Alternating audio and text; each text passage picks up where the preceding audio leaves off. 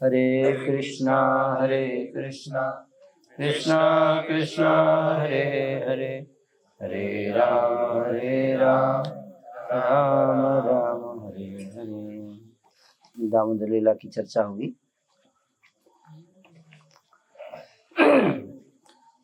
श्रील जीव गोस्वामी जी ने वर्णन किया है इस प्रकार से गोपाल चंपू में, उसको हम लोग पढ़ेंगे आज। तदनंतर दूसरे दिन प्रातः काल में ही गोपगण सभा में बैठकर जब सुशोभित हुए, तब स्निग्ध कंठ ने कहा,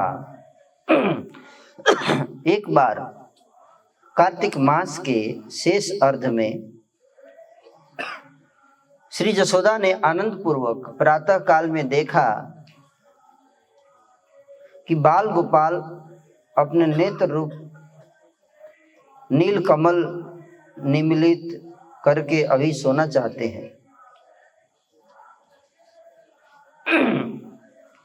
तब उसने धीरे धीरे कर पल्लव द्वारा थपक कर पलंग के ऊपर सैया पर उन्हें फिर सुला दिया। तो सुबह प्रातः काल मतलब सुबह के समय, मॉर्निंग आवर्स। तो जसोदा जी ने क्या देखा कि बाल गोपाल जो हैं अपने नेत्र रूप नील कमल निमीलित करके अभी सोना चाहते हैं। अभी नींद पूरा नहीं हुआ है। किसका? बाल गोपाल का, है ना। नींद पूरा नहीं हुआ है। नहीं, बच्चे को आप उठाते हैं तो फिर से ऐसा करके सो जाते हैं। अभी मेरा नींद पूरा नहीं हुआ ना। तो जसोदा जी ने देखा कि अभी पूरा नींद नहीं हुआ लगता है और सोना चाहते हैं, तो ठीक है सो जाओ। तब उन्होंने क्या किया, धीरे धीरे अपने कर पल्लव द्वारा थपक कर, है ना, थपका कर, कल हाथों से थपकी, ठीक है, और ठीक है सो जाओ। अच्छा, थपकी देने से बच्चे सो जाते हैं।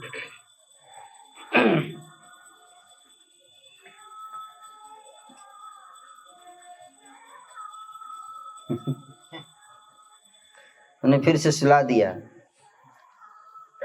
उस सैया से धीरे धीरे स्वयं उठकर माता बाहर बरामदे में चली आई और प्रत्युष काल में अपने शरीर के वस्त्रों को अच्छी तरह संभाल कर अपने घर के दूध दधी को मंथन करना आरंभ कर दिया। उस दिन रोहिणी देवी अपने पुत्र के साथ उत्तम रथ पर चढ़कर श्रीमान उपनंद के घर गई हुई थी।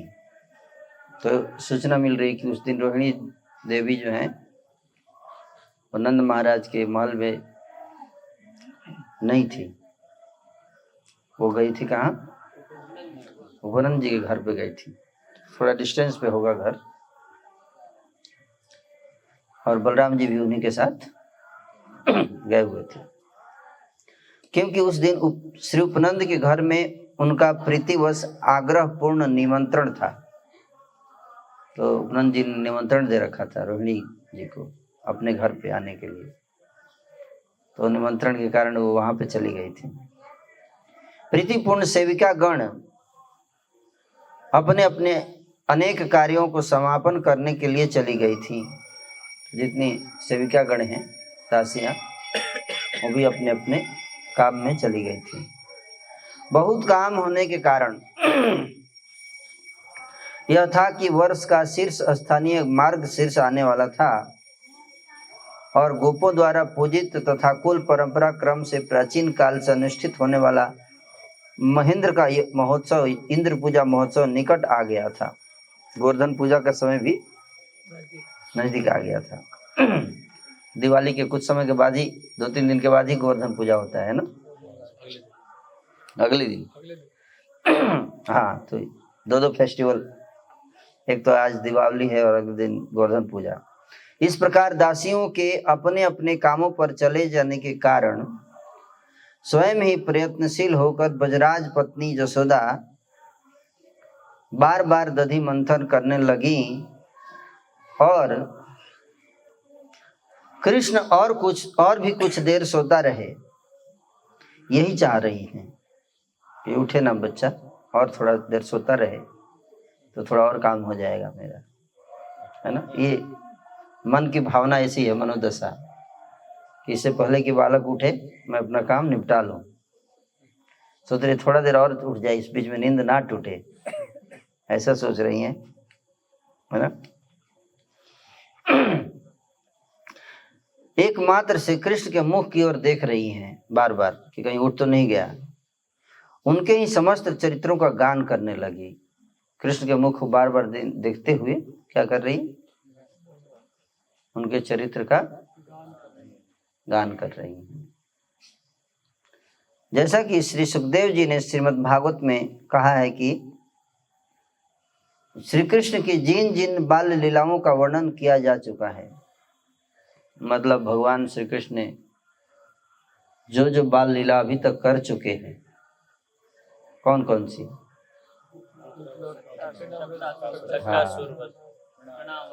हाँ और बकासुर अगासुर कहाँ भी हुआ?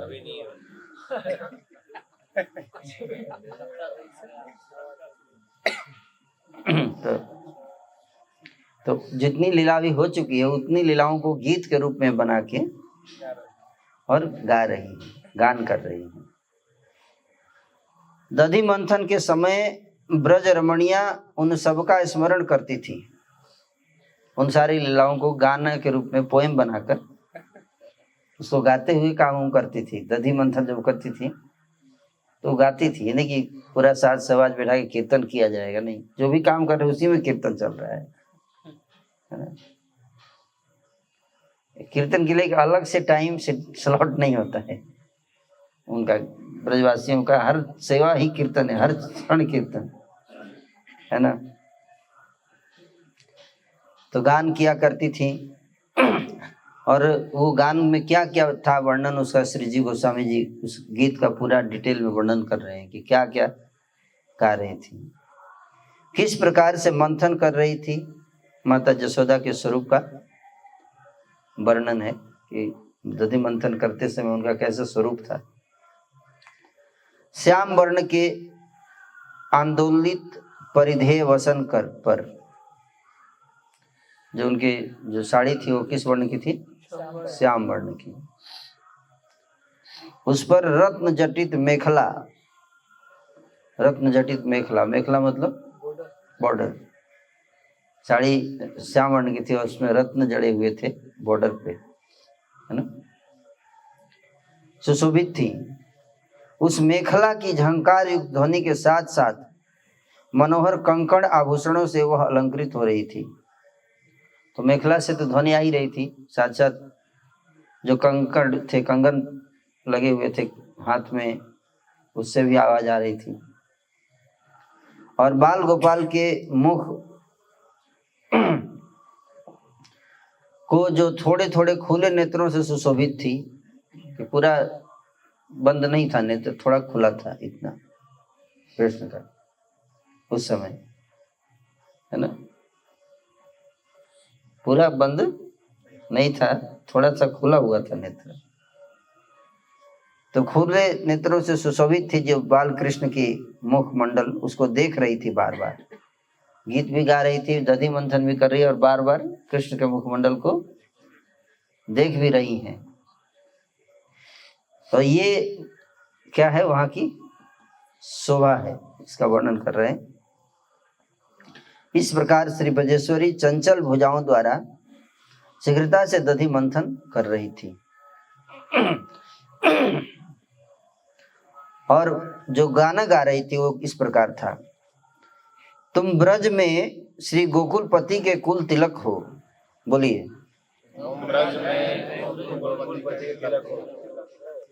नहीं, तुम ब्रज में श्री गोकुलपति के कुल तिलक हो। यहाँ के समस्त ब्रजवासियों ने अनेक पुण्य किए हैं, जिससे तुम उनके नेत्रों को आनंद समूह प्रदान कर रहे हो, आनंद समूह प्रदान कर रहे हो, एवं सुख समूह उत्पादन कर रहे हो। सुख समूह उत्पादन कर रहे हो। सब बोलो।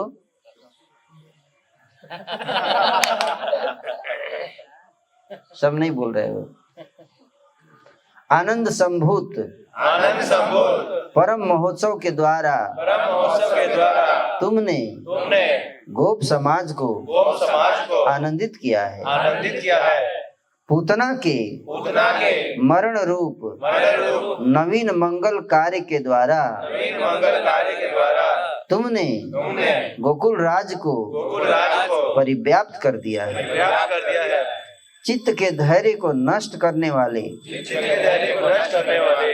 सकट का उच्चाटन करने के बाद तुम मंगल कार्य में नियुक्त हुए हो।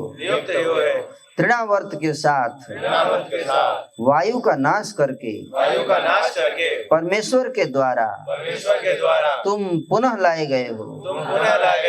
हे पद्मलोचन परम पुण्यवान, सुंदर प्रांगण में तुमने घुटरू वन चलते हुए नानाविध केली एवं नृत्य कलाओं में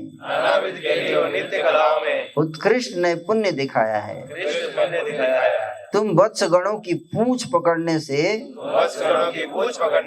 और भी अधिक शोभायमान होते हो। वृद्धागण के साथ कौतुक विवाद में तुम मिथ्या रूप से लोभायमान होते हो। हे कृष्ण, मैं तुम्हारी गैया हूँ, अतः तुम मेरे प्रति सर्वदा सुविस्तृत सुख राशि का विस्तार करो। अनेक क्रीड़ा में लाल सान्वित रहने वाले तुम शीघ्र ही शरीर वृद्धि लाभ करो, मतलब बड़े हो जाओ, हैं? जल्दी जल्दी बड़े हो जाओ बेटा। मुख से त्रिभुवन दिखाते समय मुझे विस्मित करके तुमने निश्चय ही वैष्णवी माया का प्रकाश किया था। हे कृष्ण, हरि पूजा द्वारा तुम अत्यंत सुखदाता हो एवं तुम जरा रहित व अमर काया रहो। तो ये गीत गाया है यशोदा जी ने। ये गीत था, ये है ना, जिसका अर्थ मैंने आपको पढ़ के सुनाया। तो सारी लीलाओं का इसमें वर्णन आ गया। कौन कौन सी लीला? एक एक करके कौन बताए? हाँ हाँ बोले। यस। और केवल राक्षस ही आ जाते हैं आपको। मुंह में दिखाए ब्रह्मांड, मुंह में ब्रह्मांड और बछड़ी का पूंछ और गाय घुटनों के बल चलना है। यस। उम्र बढ़ना है, हाँ उम्र बढ़ने के लिए है। दामोदर अभी नहीं हुई उस समय। अब ये गीत गा रही थी, उसी समय क्या हुआ? नित्यता परिपूर्ण लालित्य सागर, नित्यता परिपूर्ण लालित्य सागर स्वरूप श्री कृष्ण, नित्यता परिपूर्ण लालित्य सागर स्वरूप श्री कृष्ण रोदन करते हुए से उठ बैठे। अभी तक तो सो रहे थे, अब क्या हुआ? रोते हुए उठ के बैठे। यानी कि बैठ के रोना शुरू किया। नहीं है, बच्चे जो है बेड पर अगर नींद खुलते ही रोना शुरू कर देते।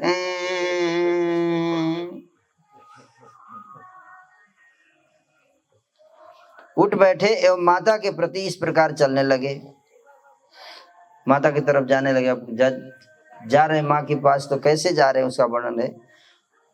उस समय मंथन ध्वनि को सुनकर श्री गोपाल दीर्घ श्वास लेते हुए, गात्र मोटन करते हुए, गात्र मोटन कर अंगड़ाई लेते हुए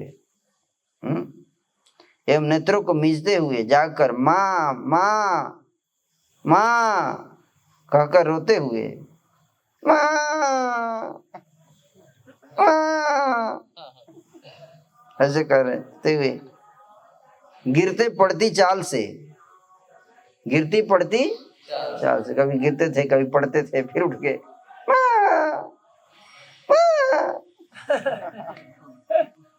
माता की ओर चले, है ना। जानना चाहिए कि कैसे कैसे।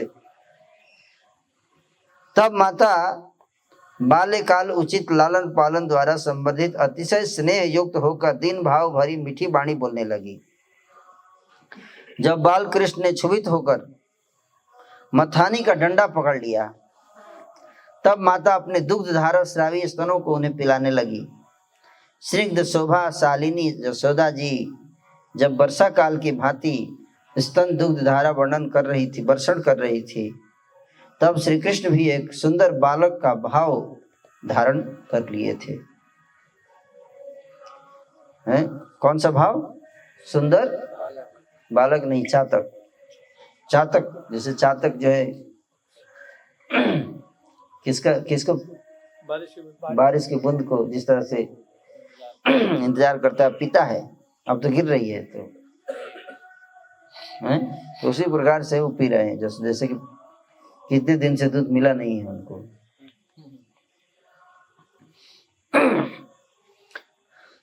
तो चातक भाव धारण कर लिया भगवान ने। श्री कृष्ण आकांक्षा सहित धन्य स्तन्य दुग्ध को अभी आधा ही पान कर पाए थे कि यशोदा जी के नेत्र एक दूसरे कमरे में औटते हुए दूध पर जा पड़ी, जिसमें उफान आ रहा था। उसे देखकर तत्क्षण श्री कृष्ण को परित्याग करके वह वहां भाग कर चली गई। समझ में आ रहा है? बोल नहीं रहे हैं आप लोग, शायद तो विप्लव वाले बोलते थे। हैं? लगता है ध्यान मग्न हो चुके हैं आप लोग। भागने में कहीं श्री कृष्ण गिर न पड़े कि मैं भाग के जाऊंगी तो प्रश्न था कि साथ में भी लेके जा सकती थी। जा सकती थी ना, तो साथ में लेकर क्यों नहीं गई? क्योंकि ये सोच रहे हैं कि अगर मैं दौड़ते हुए जाऊंगी कहीं हाथ छूट के गिर गया तो, इसलिए उन्होंने साथ में ले गई बैठा के, क्योंकि जल्दी जल्दी में जाना था। तो कृष्ण को साथ नहीं ले गई। मधुकंठ ने कहा, ये तुम क्या कर रहे हो? केवल मात्र दूध की रक्षा के लिए, अर्थात कहीं वह फैल न जाए, भूख से क्षीण कलेवर पुत्र को त्याग कर अन्य स्थान पर चला जाना यशोदा जी के लिए कैसे युक्ति संगत हो सकता है? कारण कि समस्त पुत्र वत्सला रमणियों में श्री यशोदा जी ही निर्मल उपमा स्वरूप हैं।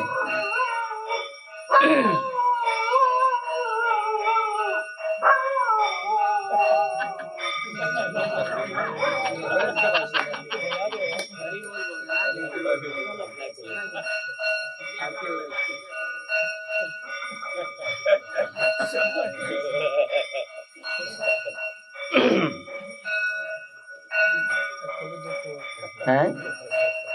उसको भी दुख हुआ, यशोदा मैया छोड़ के चली गई। हाँ।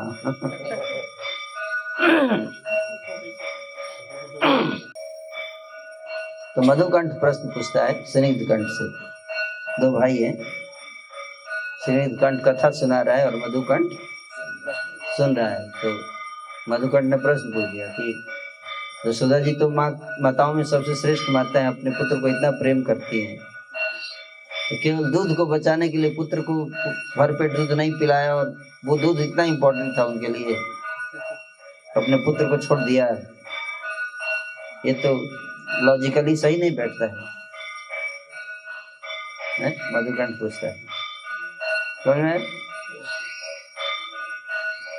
कि क्या दूध इतना इम्पोर्टेंट है यशोदा के लिए? अपने भगवान से भी ज्यादा इम्पोर्टेंट भगवान का दूध है।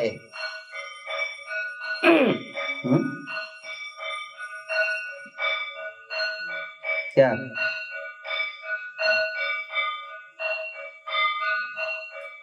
क्या ज्यादा इम्पोर्टेंट, भगवान या भगवान का दूध?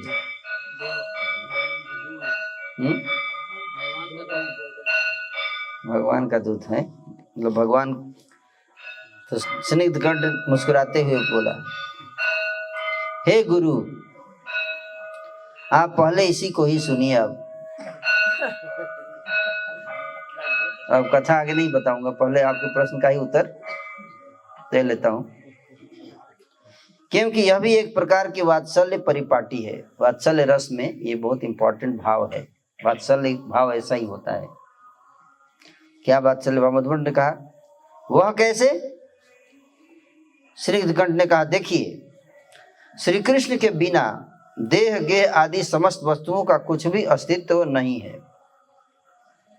श्री कृष्ण ना हो तो सारी वस्तुओं का कोई वैल्यू नहीं, उसका कोई अर्थ नहीं है।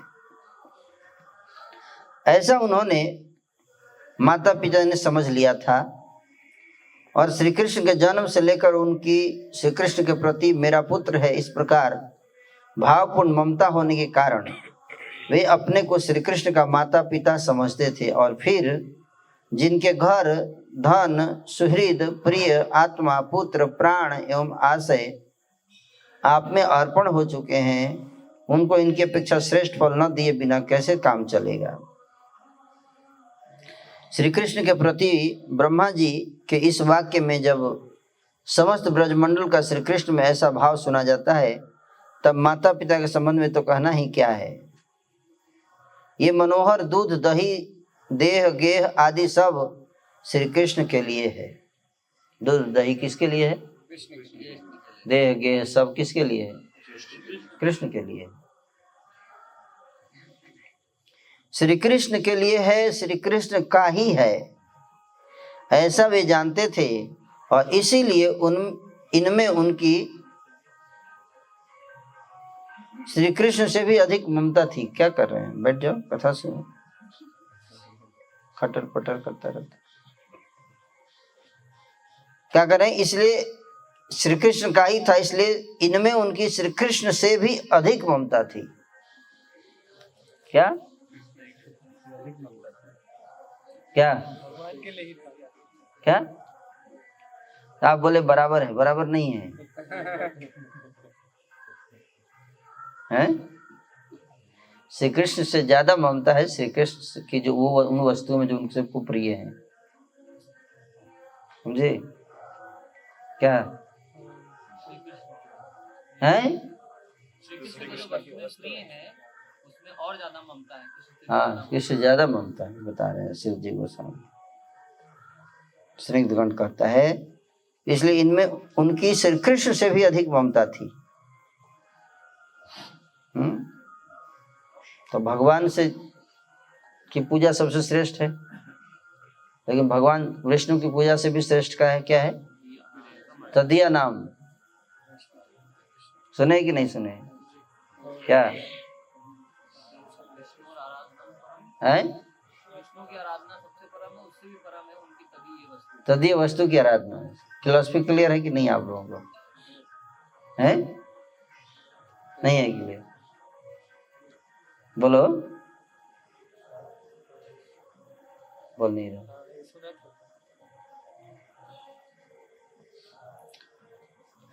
यह उनके भाव की चरम सीमा कहकर विशेष रूप से जानी गई है। श्री कृष्ण में अथवा श्री कृष्ण की प्रिय वस्तु में ही अनुराग होना यशोदा जी के लिए उचित या युक्त ही है, एवं पुत्र वत्सला जननी में ऐसा होना स्वाभाविक है। तो पुत्र को जो वस्तु प्रिय है ना, जब ऐसा ही है, तब वे नानाविध क्लेश को सहन करके भी अपने अभिलषित नानाविध देह गेह संबंधी कामों को भी नहीं जानती थी। किंतु यह मेरा बालक है, इस भाव में श्री कृष्ण उसकी दया के पात्र थे, एवं श्री कृष्ण कार्य या सेवा को ही वह निश्चय अपना कर्तव्य कार्य समझती थी। इस प्रकार का प्रेम का नानाविध परिपाटी होने से श्री कृष्ण को वह अपना पुत्र समझती थी, जिनके तर्जन एवं ताड़न आदि करने को भी श्री कृष्ण अपना लालन पालन समझते हैं। तो यशोदा जी अगर डांटती थी, फटकारती थी, अगर ताड़न तर्जन अगर करती थी, तो भगवान क्या सोचते थे? ये मेरा लालन पालन कर रही। इसी भाव में भगवान उसको स्वीकार करते हैं। हमको अगर हमारे सीनियर डांटते तो हम किस भाव में लेते हैं? ईगो भाव में, है ना? ये है भगवान में और हम में। इसलिए मैं बोला कि अगर भगवान को आप मेडिटेट करोगे तो आपके अंदर भी वो भाव समझ में आ रहा है कि नहीं आ रहा है? क्या है? हाँ, तो नौ योगेंद्र महाराज जी बता रहे थे एक बार प्रभुपाद जी एक बार अपने शिष्य को बहुत डांट रहे थे, है ना? बाद में महाराज प्रभुपाद जब थोड़े शांत हो गए तो पूछे कि अगर गुरु शिष्य को डांट रहा है तो शिष्य को क्या सोचना चाहिए उस समय, है? तो प्रभुपाद जी बोले शिष्य को सोचना चाहिए कि गुरु कितना चिंतित है शिष्य को लेकर, है ना? तो दुनिया में इतने लोग हैं, सबको तो नहीं डांटता है, ठीक है नहीं? बाकी लोग तो शिष्य से भी ज्यादा गए गुजरे लोग हैं, लेकिन उसको गुरु कुछ बोलता है? नहीं बोलता है। जिससे प्रेम होता है, प्रीति होता है, उसको उसके प्रति क्या होता है? कंसर्न होता है ना? कहीं बिगड़ न जाए, कहीं गलत न हो जाए, नुकसान न हो जाए, इसलिए उसको डांटा जाता है ना? तो भगवान को जब यशोदा जी से डांटती थी तो भगवान इसी रूप में उसको समझते थे। समझ में आ रहा है? बोलिए। अब लग रहा है कि आप लोग लगता है सो गए हैं सब लोग।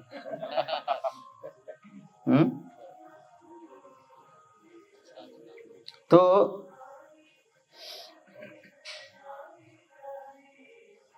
श्री कृष्ण जो है समझते थे कि मेरा लालन पालन कर रही है मम्मी, मैया मेरा लालन पालन कर, इसलिए डांटती है, फटकारती है। क्या कर रही है? लालन पालन कर रही है, वात्सल्य रस का आस्वादन करते होते थे। यशोदा डांटती, जब हमारे सीनियर हमको डांटते तो हम कौन सा रस का आस्वादन करना चाहिए? है वात्सल्य रस का, है ना? लेकिन अगर आप अपने को बड़ा मानोगे तो फिर आप वात्सल्य रस का आस्वादन नहीं कर पाओगे। अपने को छोटा मानोगे तो आपको आस्वादन होगा, है ना? समझे बात हो? ये सब रस है। रस तत्व तो हम लोग जानते नहीं, इसलिए हमारा जीवन निरस हो जाता है। इसके संबंध में अधिक क्या कहा जाए, इतने से समझ लो। जैसे स्निग्ध मेघ में भी, जैसे स्निग्ध मेघ क्या होता है?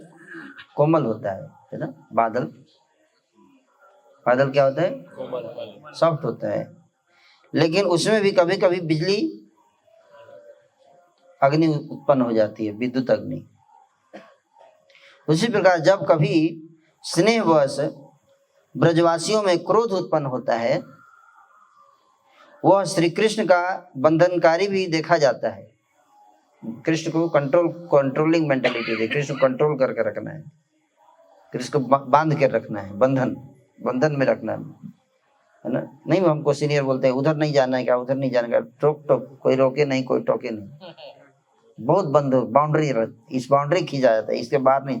तो भक्त के बाउंड्री क्या, भगवान को भी बाउंड्री में रखा जाता है। ये वात्सल्य रस है। क्या है? वात्सल्य है। तो वह भी स्नेह का कहते हैं कि तात्पर्य यह है कि स्निग्ध हृदय माता के हृदय में भी जो कृष्ण के प्रति क्रोध उत्पन्न होता है वह भी स्नेह परक होता है। वो भी क्या होता है? उसमें स्नेह देखते हैं भगवान।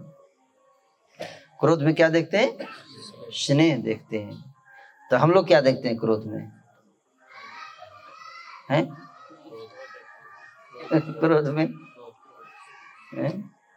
क्रोध में क्रोध देखते हैं, है ना? ये अंतर है। इसलिए हमको ये सब सुनने से हमें हमारे अंदर वो भावना आएगी।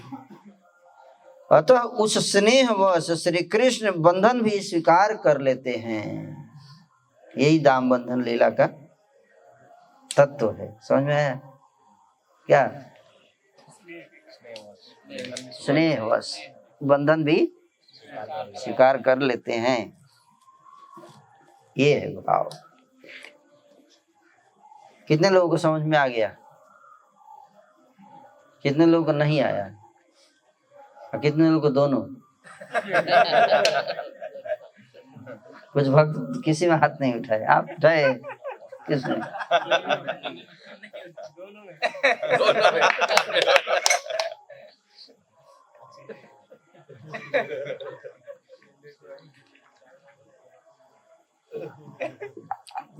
ये भी फिर आपको बादशाह रस का आस्वादन कराऊंगा, ज्यादा नहीं समझेगा तो।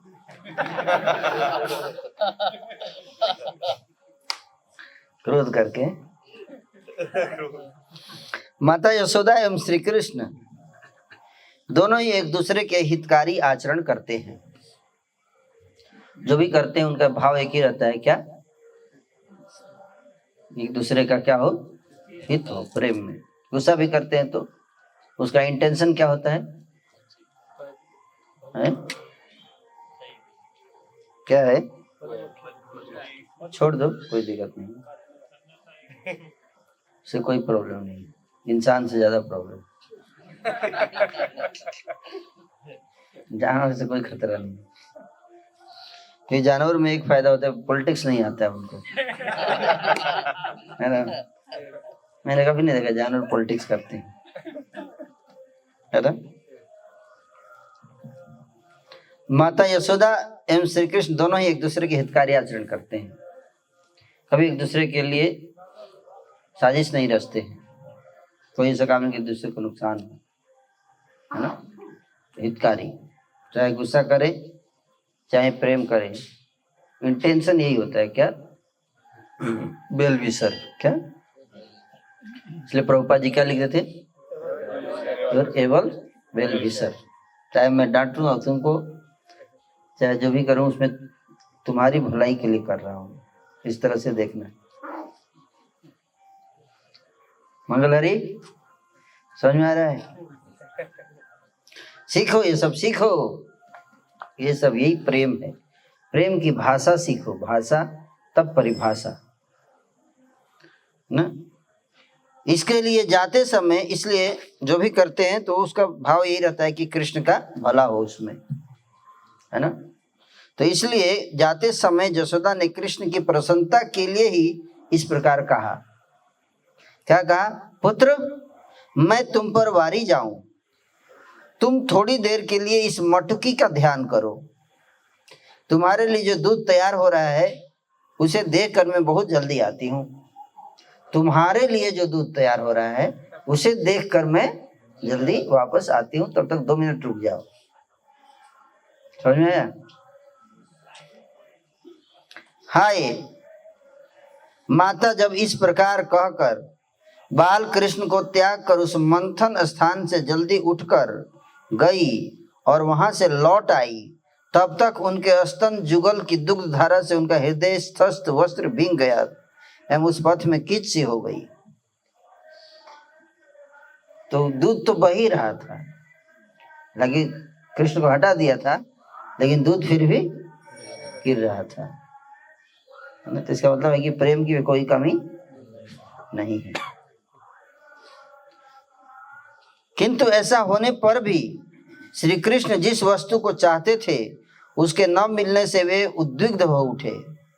श्री कृष्ण उस समय क्रोध से अपने लाल लाल अधरों को दबाते हुए दोनों नेत्रों से अश्रुधारा बहाकर रोने लगे और एक पत्थर के टुकड़े से उस दही की भरी मटकी को तोड़ डाला, जिससे अणु मात्र भी नवनीत उससे प्राप्त नहीं हुआ। मक्खन तो अभी बना नहीं था, अभी तो मथनी चल ही रहा था काम है? तो बच्चों में पेशेंस नहीं होता है क्या? अगर बच्चों में पेशेंस हो जाए तो फिर बड़े क्या करेंगे, है कि नहीं? आप बोलोगे भगवान है तो थोड़ा तो पेशेंस रख सकते थे ना, है कि नहीं? लेकिन भगवान जो है वो एक रस का आनंद ले रहे हैं। कौन सा रस? बाल रस का। और बाल रस का आनंद तभी लिया जा सकता है जब व्यक्ति तमोगुण में हो। तमोगुण, तमोगुण मतलब अज्ञानी, कोई पेशेंस नहीं है, छोटी छोटी बात पे गुस्सा करना, धैर्य नहीं होगा। मैच्योर व्यवहार करेंगे तो थोड़े ना बालक होंगे। बालक का मतलब क्या? इमैच्योर, उसको बुद्धि नहीं है ना, मन और बुद्धि पे कंट्रोल नहीं है, गुस्सा आएगा तो मार देगा, तभी तो लगेगा कि बालक है कि नहीं। तो बाल लीला का आस्वादन कराना है तो भगवान को बालक का स्वभाव भी धारण करना पड़ेगा। समझ में आ रहा है कि नहीं आ रहा है? कई लोग सो रहे हैं मुझे लगता है? तो बाल लीला का आस्वादन करने के लिए बाल रूप धारण, बाल स्वभाव धारण करना पड़ता है। समझ में आया कि नहीं है? इसलिए रोने लगे, असुर धारा बहाकर। देखो बड़ा आदमी रोएगा कि दूध गिर रहा है तो समझ जाए कि माँ उठाने गई है, इतना इसमें चिंता की कोई बात। बड़ा आदमी माँ के बिहारी पुर रहेंगे तो रोएंगे नहीं, इतनी छोटी सी बात है कि नहीं। लेकिन भगवान देखो रो रहे हैं इतनी छोटी बात पे, आंसू बहा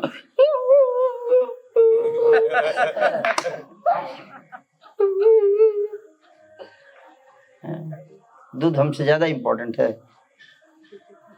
दूध को ज्यादा वैल्यू दे रही है हमसे।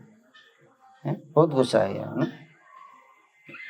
असुर धारा बहाकर रोने लगे और एक पत्थर के टुकड़े से उस दही की भरी मटकी को तोड़ डाला, जिसे अणु मात्र भी नवनीत से प्राप्त न हुआ। तो नवनीत तो था नहीं, अभी बना नहीं था मक्खन ना, दही था। दही से मक्खन बनाने का प्रोसेस चल रहा था, लेकिन अभी मक्खन बना तो इसलिए मटकी से कुछ नहीं निकला, केवल दही दही निकला, मक्खन नहीं निकला। क्या टाइम हो गया? 8:05। तो टाइम हो गया ना, वापस जाना है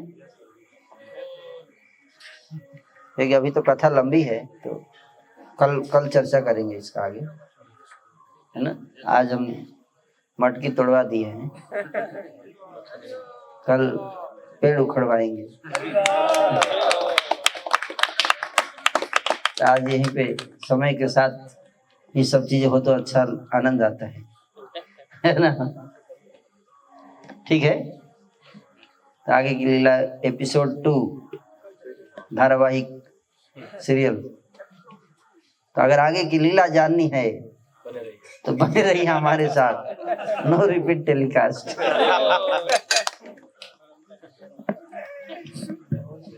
आज आपको मैंने बहुत सारे तत्व बताए हैं ना, है क्या? एक तत्व कोई बताइए क्या जो आपने सीखा। ओके, बाकी बिहारी को माइक दीजिए। जो हमने सीखा आज की कथा से वो चर्चा बहुत जरूरी है ना। भगवान से ज्यादा उनकी जो प्रिय वस्तुएं हैं वो ज्यादा महत्वपूर्ण है। हाँ, हम लोग कई बार देखो भगवान को बहुत हम लोग भाव दिखाते हैं, हम भक्तों को डांटते रहते, मारते रहते, कष्ट देते रहते, वैल्यू नहीं देते हैं ना। तो शुद्ध भक्त लोग ऐसा नहीं करते हैं। शुद्ध भक्त लोग है ना भगवान और उनसे संबंधित सबको वैल्यू देते हैं, सबसे प्रेम करते हैं। बहुत अच्छा, थैंक यू, बहुत अच्छा पॉइंट बताया मांगी हरि बोल, है ना। इसको अपने जीवन में कैसे उतारेंगे आप? How will you apply this in your life? भगवान की सेवा को ज्यादा महत्व देना चाहिए। मतलब भगवान के जो डायरेक्ट जो डिवोशन है, जो उनकी सेवा है, तो सेवा को ज्यादा महत्व देना चाहिए। Very good. और कोई ऐड करना चाहिए कुछ? यस, अनूप प्रभु बताइए।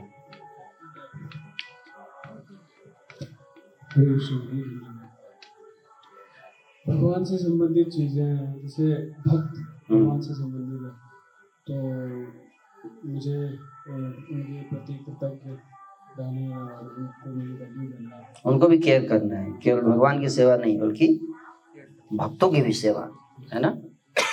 और जरूरत पड़े तो भगवान को छोड़ के भक्तों की सेवा करनी चाहिए। जैसे आता है सिद्धांत की, मान लीजिए अगर कोई शुद्ध भक्त आ गया और आप डीटी वर्शिप कर रहे हो और कोई नहीं है रिसीव करने के लिए, तो आपको क्या करना चाहिए? वो डीटी वर्शिप स्टॉप करना है, बीच में रोक छोड़ दीजिए, पहले भक्त को स्वीकार कीजिए, है ना। इसका यही बात भाव हुआ ना, सेम भाव हुआ, है ना, लाइक दैट। बहुत बढ़िया। तो ये सिद्धांत है, इसको सीखना चाहिए, है ना। भक्ति का सिद्धांत है ये सब, तभी हम भक्ति के फाइनल सेंटिमेंट्स को समझ पाएंगे, है ना, नहीं तो नहीं समझ पाएंगे। है ना? Yes, very good. और कुछ? यस। दूसरा कुछ ये था इसमें कि जैसे हमारे वरिष्ठ जो प्रभु जी हैं, हमारे सीनियर हैं, वो हमें डांटते हैं तो उसमें हमें ये देखना चाहिए, मतलब वात्सल्य जो आपने बताया कि वो चीज़ हमें देखनी चाहिए। ये सुने, हमें ये नहीं देखना चाहिए कि वो हमें क्रोध पे क्रोध नहीं देखना है हमें, ये देखना है कि वो हमें ऐसे सुने करते हैं, इसलिए वो हमें डांट रहे हैं। वेरी गुड, बहुत अच्छा, थैंक यू। और यस, उपनंद गुप्ता। डांट रहा तो देर और कंसर्न, हमारे कंसर्न के लिए डांट रहा है, ऐसे सोचना चाहिए। Very good, thank you. Yes, इसे मैं थोड़ा सा ऐड करना चाहूँगा। जैसे आपने बताया कि मतलब बाहर में बहुत सारे लोग उनसे भी बदमाश हो सकते हैं, लेकिन उनको तो नहीं डांट रहे हैं, उनको डांट रहे हैं, इसमें ज़्यादा कंसर्न है। Very good. और यस, आनंद साहब, हर चीज में कुछ सीखने को मिलता है ना, इम्पोर्टेंट पॉइंट्स। जैसे आपने बताया कि हरि नाम जो है उसके लिए पर्टिकुलर टाइम जरूरी नहीं है, जैसे श्रोता मैया अपने कार्य करते करते भगवान का गुणगान कर रहे हैं, तो वैसे हर कार्य करते करते हरि नाम ले सकते। यस, गा सकते हैं ना। मुझे याद है जब मैं छोटा था तो मेरी माँ जो है वो कुकिंग करती थी, खाना बना रही होती थी और गीत गाती रहती थी, है ना। जैसे अब नवरात्रि आता था तो झाड़ू लगा रही है, हमने तो अपनी आंखों से देखा है, अब तो नहीं होता है, लेकिन आज से मतलब 25-30 साल पहले की बात बता रहा हूँ आपको, हमने अपनी आंखों से देखा है। केवल मेरी माँ नहीं, सारी औरतें गांव की, हमारे गांव में झाड़ू लगाते हुए वो गीत गाती रहती हैं, भगवान राम के ना गुणों का वर्णन करती रहती हैं, कृष्ण के गुणों का वर्णन, है ना, देवी के गुणगान करती हैं, है ना। तो अजीब, बहुत अद्भुत कल्चर था भारत में। उसको सुन, हम लोग छोटे, इतने छोटे थे तो हम सुनते रहते थे, तो उसी से सिंगिंग का आ गया टेंडेंस हमारे अंदर भी, है ना। हम लोग थोड़े ना अलग से कोई म्यूजिक कुछ सीखा है, तो माँ को गाते हुए सुने तो उसी से सिंगिंग आ गया, है ना। So like that. तो गुरु अलग से कोई टाइम स्लॉट नहीं निकाले कि चलो समाज बिठा के कीर्तन होगा, नहीं, काम करते करते पूरा भक्ति चल रहा है ना, इसी बोलते भक्ति योग, है ना। तो ब्रजवासी यही है, का भाव यही है। वो लोग अलग से कोई कैंप नहीं करते हैं, उनका हर मिनट कैंप है, फेस्टिवल है कि नहीं। सो लाइक दैट ओके, बहुत अच्छा पॉइंट बताया आपने। और कुछ बताना चाहते हैं? Okay, so will stop here, और बाकी आगे की लीला कल चर्चा होगी। Thank you. हरे कृष्ण। तो कल जो हम लोग लीला चर्चा कर रहे थे उसी को आगे बढ़ाते हुए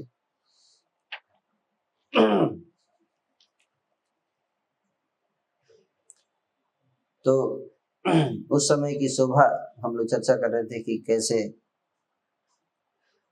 है ना, श्री कृष्ण उस समय क्रोध से अपने लाल लाल अधरों को दबाते हुए, हैं, जैसे होठ को दांतों के नीचे दबा के, है ना, दांतों के नीचे से क्रोध में ना बहुत लाल लाल अधर को दांत से ऐसे दबा के, दांत से, है ना,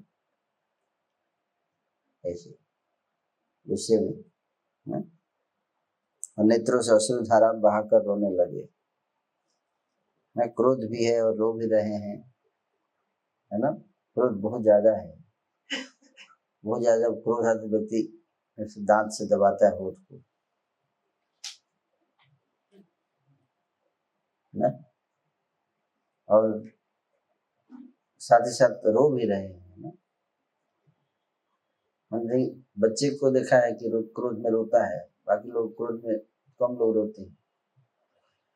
नेत्रों से अश्रु धारा बहाकर रोने लगे और एक पत्थर के टुकड़े से उस दही की भरी मटकी को तोड़ डाला, जिससे अणु मात्र भी नवनीत प्राप्त नहीं हुआ। नवनीत मतलब मक्खन, मक्खन को नवनीत बोलते हैं। तो इतना मक्खन अभी बना नहीं था, मतलब कहने का। उस समय की शोभा का वर्णन इस प्रकार कर रहे हैं श्री जीव गोस्वामी जी। जो सीन था, भगवान का जो स्वरूप था, उस समय कैसा स्वरूप था उसका वर्णन करते हुए कर रहे कि उस समय बाल कृष्ण की शुक्ल वर्ण दंत रूप चंद्र श्रेणी।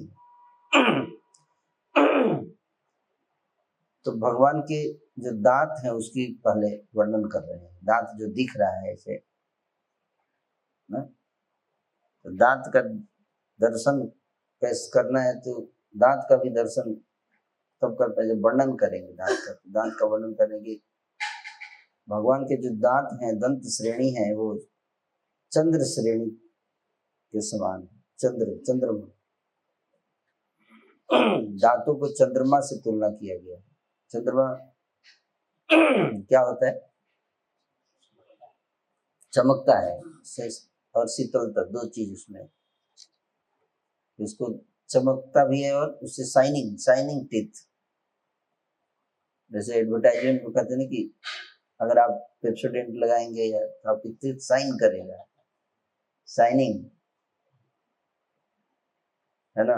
तो भगवान के जो चंद्र श्रेणी से तुलना किया गया, चंद्रमा, कई सारे चंद्रमा लाइन में रख दिए जाए तो भगवान का दांत बन जाएगा, चंद्र श्रेणी।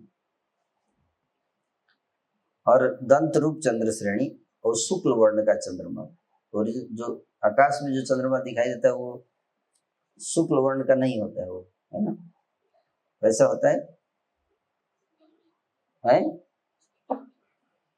उसमें थोड़ा सा पीलापन रहता है ना, प्रकाश, पीला प्रकाश। लेकिन ये जो चंद्रमा है दंत श्रेणी का, ये कौन से वर्ण का है? सफेद वर्ण का। चंद्रमा को एक साथ लाइन में खड़ा कर दिया गया।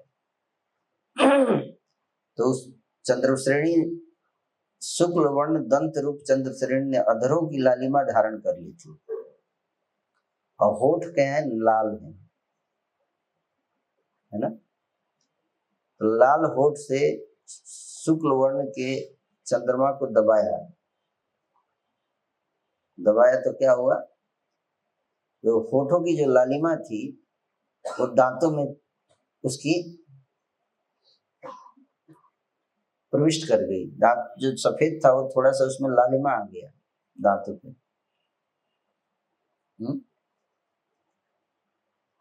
तो ये वर्णन हो गया स्वरूप का वर्णन, है ना। इसमें मेडिटेट करना चाहिए, ध्यान लगाना चाहिए, है ना। और नेत्र रूप चकोरों से, नेत्र को चकोर से तुलना किया गया है ना। क्या चकोर पक्षी का क्या, एक चातक पक्षी होता है, एक चकोर होता है। तो चातक पक्षी जो होता है उसका एक चकोर होता है जो चंद्रमा को क्या करता है? ध्यान से देखता रहता है ना? बहुत फुल फोकस, बहुत प्रेम है उसका। जैसे मछली है, उसका जल से बहुत प्रेम है ना। चंद्रमा का से चकोर को चंद्रमा से बहुत प्रेम है। चातक को स्वाति नक्षत्र का जो जल है उससे बहुत प्रेम है। ये सब पक्षियों का उपमा दिया जाता है। सो जाओ मत, सो मत प्रभु। कब तक कथा सुनने में सो गए तो कैसे सुनोगे कथा, है?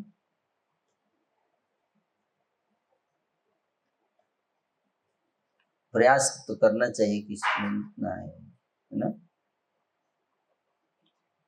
जब सुनते समय सो जाएंगे तो फिर श्रवण ही नहीं होते, स्मरण कैसे होगा?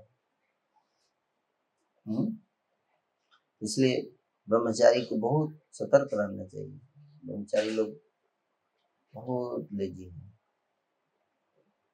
थोड़ा प्रयास करो, अभ्यास करो, नींद ना आए, स्ट्रगल तो करना चाहिए, लेकिन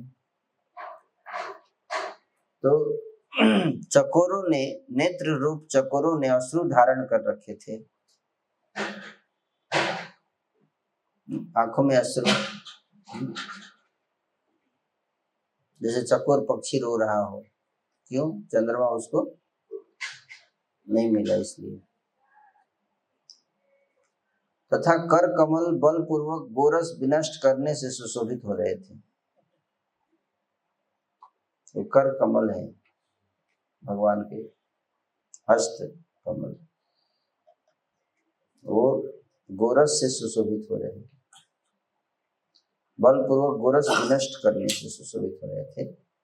इस प्रकार कलश में भरा हुआ दही संपूर्ण रूप से फैल जाने पर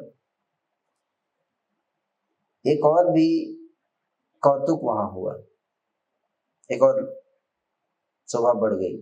क्या हुआ? मटकी में रखा हुआ दही जो है फैल गया था चारों तरफ। तो सीन का वर्णन कर रहे हैं। उसके बाद घर में छीके पर रखा हुआ जो ताजा मक्खन था, एक तो नीचे जो था वो तो जिसमें दही मंथन हो रहा था तो वो तो टूट ही गया, तो उसका तो दही गिर गया। जो छीका के ऊपर जो मक्खन रखा हुआ था, जो ताजा मक्खन था, उसे भी श्री कृष्ण ने यत्न पूर्वक ले लिया एवं खा लिया।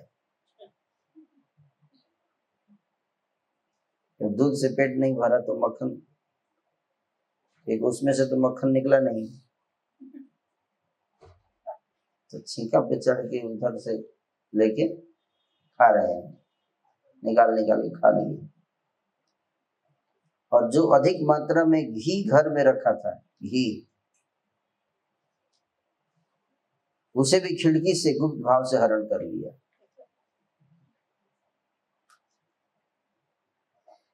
तो घी और मक्खन और दही और दूध, ये सब वह यत्न किस प्रकार से हुआ तो उसका वर्णन करते करते कपाट में लगी बिलैया को कैसे कुंजी अर्थात किसी यंत्र विशेष से खोलकर, दरवाजे में बिलैया लगा रहता है ना, बिलैया ऐसे बंद करने के लिए, तो कुछ सामान उठा के उससे खोला, पहले किसी यंत्र विशेष से खोलकर श्री कृष्ण घर में घुस गए और फिर कपाट बंद कर दिया।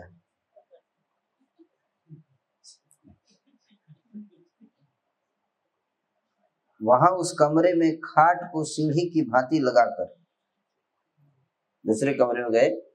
दूसरे कमरे में छीके पे रखा हुआ था मक्खन, तो उसके लिए बहुत प्रयास करना पड़ेगा ना, छोटा बच्चा है तो कैसे और दूसरे कमरे में दरवाजा बंद है, पहले दरवाजा खोल के फिर अंदर जाके अंदर से फिर दरवाजा बंद करना है। बंद करने के बाद फिर जो खाट रखा हुआ है, खाट को ऐसे लगाना है, इसको खाट को सीढ़ी की भांति लगाकर सीढ़ी बना देना है खाट को। पीछे वहां से कृष्ण, हाँ, सीढ़ी की भांति लगाकर पीछे के गुप्त दरवाजे से बाहर भाग गए।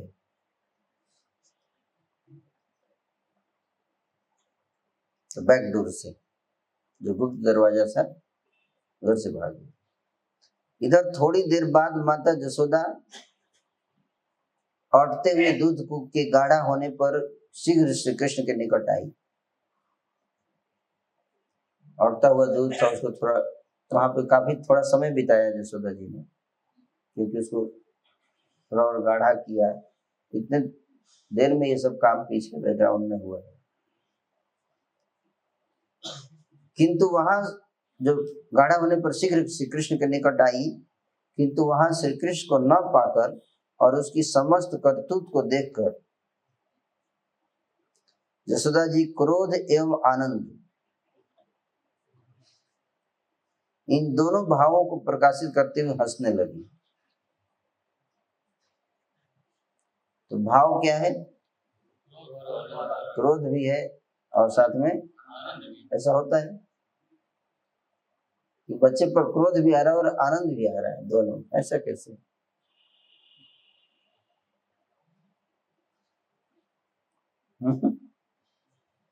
और इसके दोनों को मिश्रण जब हुआ तो हंसी आ रही है विशेष प्रकार की।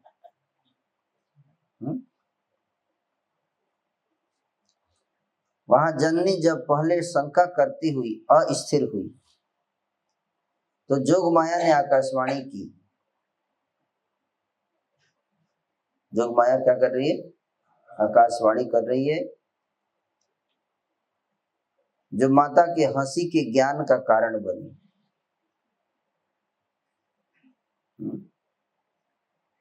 जोग माया ने आकाशवाणी कर दिया, माँ की हंसी का के ज्ञान का कारण बनी कि माँ हंस रही है।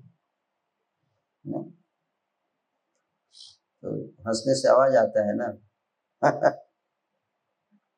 आए ना आवाज, ये आकाशवाणी है योग माया का। तो बगल में जो व्यक्ति होता है उसको पता चल जाता है कोई हंस रहा है, तो ज्ञान हंसने से पता चला कोई हंस रहा है। अब आकाशवाणी कैसे क्या हुई जानना चाहते हैं? आकाशवाणी इस प्रकार हुई, इस बाल मधुकर ने, मधुकर मतलब भौरा है ना, तो कृष्ण की तुलना की गई किसे? बाल मधुकर से, छोटे भौरे से, बच्चा भौरा। भौरा तो छोटा होता ही है, लेकिन उस छोटे भौरों में भी बच्चा वाला भौरा, उससे तुलना किया गया। इस बाल मधुकर ने मधु के न मिलने पर पिपासान्वित होकर, पिपासान्वित मतलब प्यास से व्याकुल हो, मधुकर जो बच्चा मधुकर है उसको मधु मिला नहीं, तो उसने क्या किया? प्यास से व्याकुल होकर क्या किया? पद्म मुकुल को तोड़ दिया है। पद्म मुकुल, पद्म मतलब कमल है ना, कमल को ही तोड़ दिया है। क्योंकि उसको क्या नहीं मिला? मधु नहीं मिला। बोला मधु है ही नहीं तो क्या फायदा तुम्हारा कमल का? कोई फायदा है इसमें मधु ही ना हो। इसलिए उस ब्रह्मचारी का क्या फायदा जो कृष्ण की सेवा न करता, उसको तोड़ देते हैं भगवान। तोड़ो उस ब्रह्मचारी को, है ना? समझ आ रहा है? ये ब्रह्मचारी बन गया, मेरे कोई लाभ नहीं हो रहा है इससे, तो क्या फायदा इसे ब्रह्मचारी का? तोड़ दो इसका ब्रह्मचारी। मटकी तोड़ा वैसे ब्रह्मचारी तो तोड़ देते हैं ब्रह्मचारी का। सही बताया? तोड़ दिया है, और केवल बहते हुए द्रव्य को देखकर वह दुखित हुआ है। और दुख भी है, द्रव्य बह रहा है, माल मिला नहीं, तो दो दुख है। एक दुख तो ये है कि माल नहीं मिला जिसके लिए तोड़ा था, मक्खन। और दूसरा दुख क्या है कि तोड़ भी दिया, क्राइम हो गया उसका, गिल्ट कि तोड़ भी दिया मिला भी नहीं, डबल दुख है। फिर दूसरे पद्म के पास जाकर, तो वहां से तोड़ने के बाद दूसरे मधुकर भौरा जो है दूसरे कमल के पास जाता है, तो वहां पे उसको मधु मिल जाता है। क्या मिल जाता है? मधु मिल जाता है। मतलब दूसरे छीके के पास जाके उसमें से मक्खन मिलता है, वहां से निकाल के खाता है। और तुमने जो क्षुभित या उफनते हुए दूध को उपशमित या स्थिर किया, उसे तुम्हारी चतुराई भी जानी गई है। किंतु यदि तुम अपने पुत्र के इस प्रकार के कोप को निवारण कर सको तो तुम अधिकतर प्रशंसनीय हो सकती हो।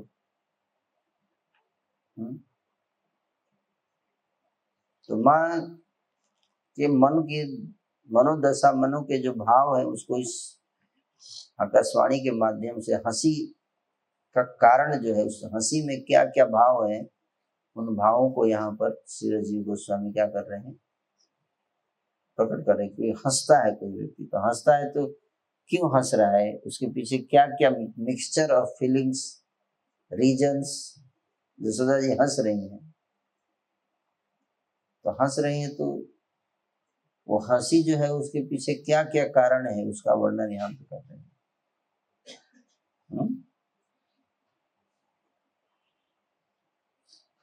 तो हंसी मतलब यशोदा जी अपने से ही कह रही हैं, क्या कह रही हैं कि तुमने तो उफनते हुए दूध को उपशमित स्थिर कर दिया।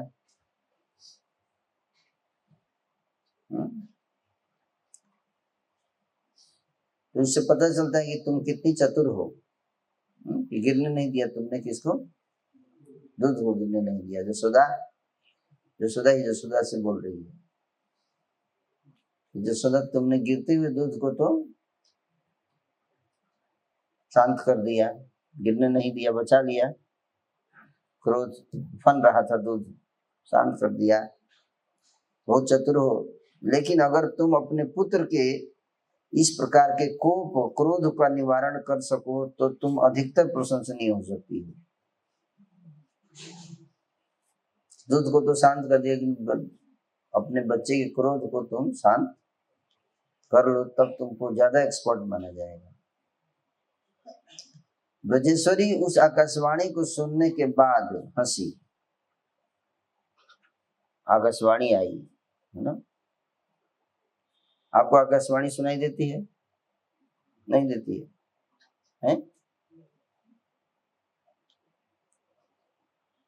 हंसी और दही मट्ठा के चिन्हों से निश्चित रूप से चोर के पैरों के निशानों को देखा। दही और मट्ठा जो है जो फैला हुआ था, तो भागते समय वो चोर अपना निशान छोड़ जाता है ना। तो भाग रहे थे तो दही के ऊपर पैर पड़ा पहले, मट्ठा, और फिर उसके बाद वो पैर पड़ता गया तो पता चल गया कि इधर से डायरेक्शन से, फॉरेंसिक जांच से, लेबोरेटरी इधर से गया है। अच्छा, दही मट्ठा के चिन्हों से निश्चित रूप से चोर के पैरों के निशानों को देखा और अन्य उपाय से उस कपाट की बिलैया को पुनः खोला।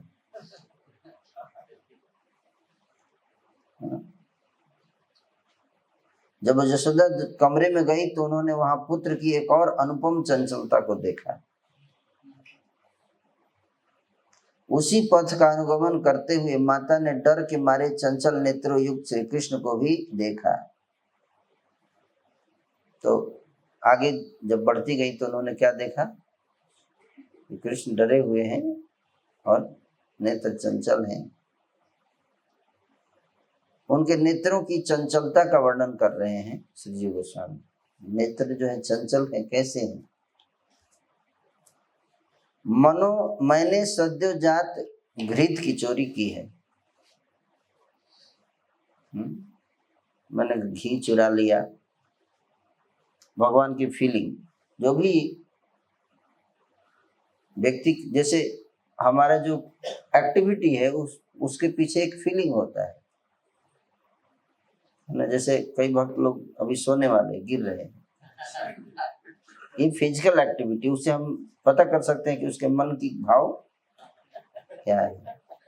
यस, मनोदशा से ही फीलिंग को, एक्सटर्नल्स को देखकर हम इंटरनल की को समझ सकते हैं। इसलिए face is the index of the heart. समझ बात को? तो अगर आंख चंचल है तो उसके भय भी, तो उसके कारण क्या है, क्यों चंचल है आंख भगवान का? यशोदा जी ने देखा कि बालक जो है उसकी आंखें चंचल है ना, और भक्तों की आंखें बंद हैं।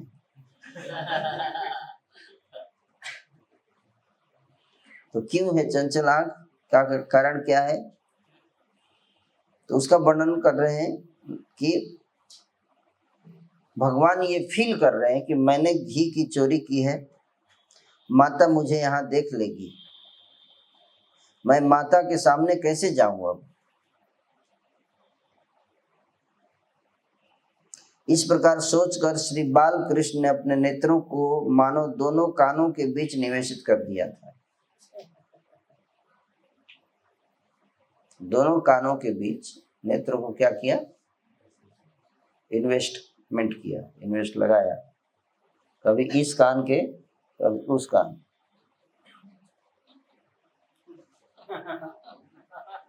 तो इधर से आवाज आएगा तो भी आंख उधर जाएगा, इधर से तो नहीं आ रही है मान, इधर से आवाज आएगा तो इधर आंख जाएगा।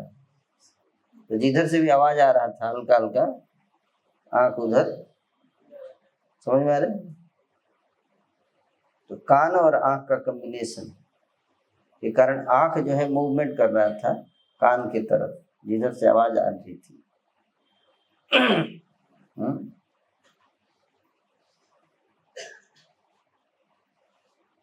यही सोचकर निवेशिक अर्थात किस ओर से माता आ रही है, यही सोचकर उस रास्ते से आने की आहट में उन्होंने नेत्र लगा रखे थे। नेत्र लगा रखे थे। उस समय बलपूर्वक एक उलूखल को उल्टा करके उस पर बैठे हुए चंचल नेत्रों से श्री कृष्ण बंदर को माखन खिला रहे थे।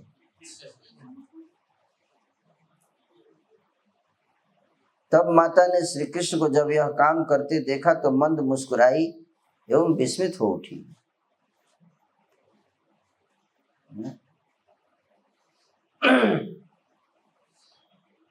ब्रजेश्वरी अपने चोर पुत्र को पकड़ने के लिए धीरे धीरे छिपकर चली,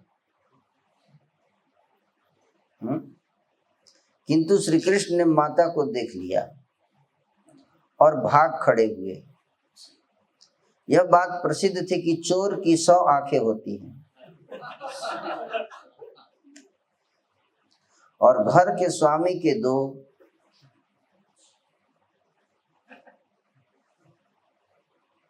बलगर्वित बंदर भी नवनीत आदि खाकर तृप्त हो चुका था। माता के हाथ में कपड़े में लपेटी हुई लाठी को देखकर, ये नया सूचना है क्या?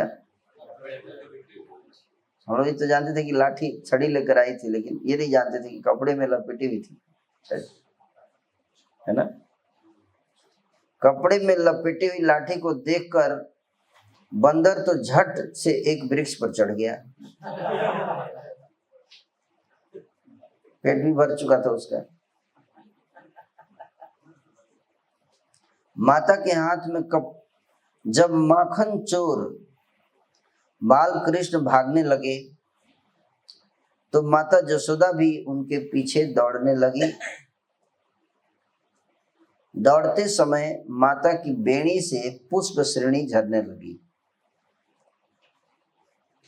बेणी में पुष्प श्रेणी गिरने लगा, फूल लगा रखा था बेणी में जसोदा जी ने, तो झल के गिरने लगा। अरे चोर राज,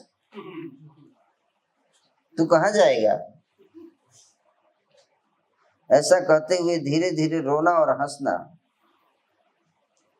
धीरे धीरे रोना भी और हंसना माँ यशोदा का अति सुंदर लग रहा था। रो भी रहा था और हंस भी रहा था। धीरे धीरे रोना भी और हंसना भी। बाल कृष्ण को पकड़ने के लिए माता तीव्र गति से भागने पर भी उनको पकड़ न सकी। जैसे पश्चिम दिशावर्तिनी मेघमाला वायु के वेग से पूर्व दिशा में जाने वाले छोटे से मेघ को भी प्राप्त नहीं कर सकती है, उसी प्रकार माता जसोदा बाल कृष्ण को पकड़ न सकी। पूर्व द्वार तक माता जसोदा कभी नहीं जाती है, मतलब गेट तक जो अंतःपुर होता है, एक होता है बाह्य जिसको दलान बोलते हैं, है ना? तो दलान में तो पुरुष लोग बैठते हैं और अंतःपुर में स्त्रियां रहती हैं। तो जसोदा जी कभी भी गेट तक नहीं जाती थी, वो अंदर ही रहती थी, है ना? तो वही बता रहे हैं कि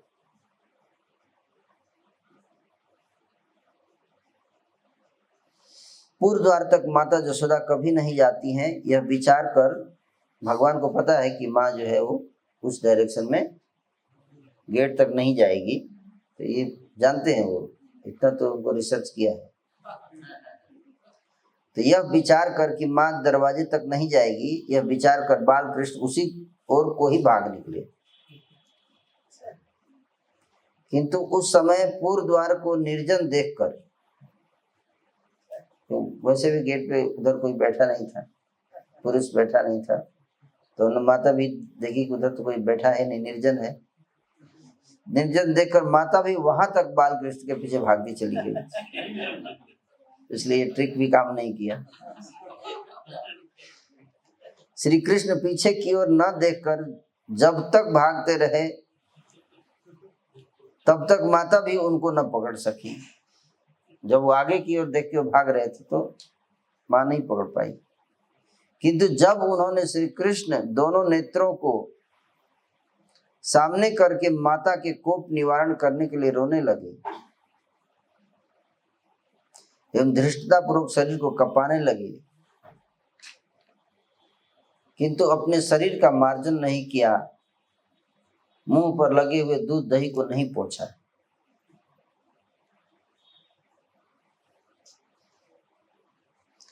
तो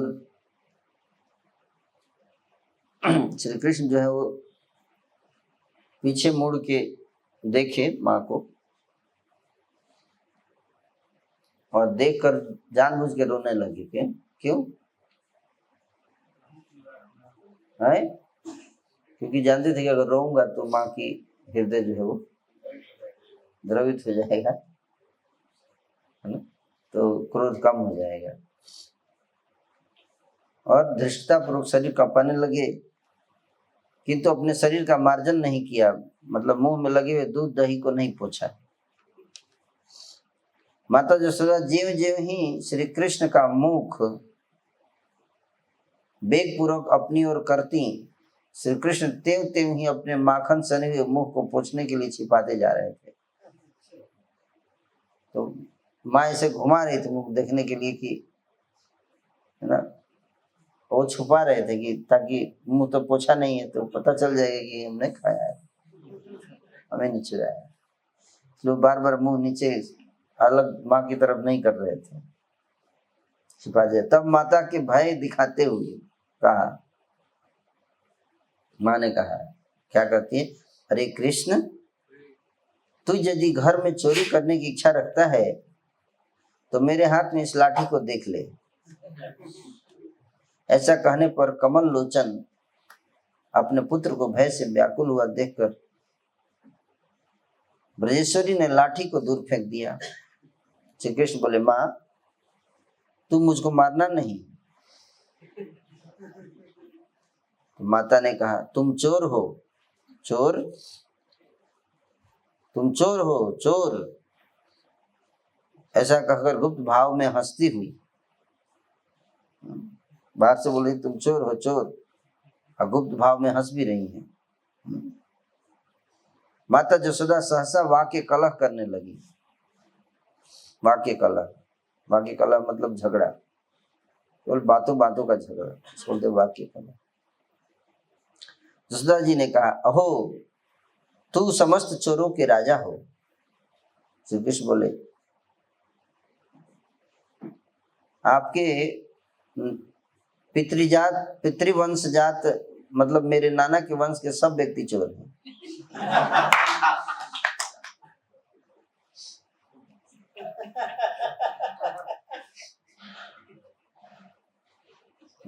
उधर से ही आया है।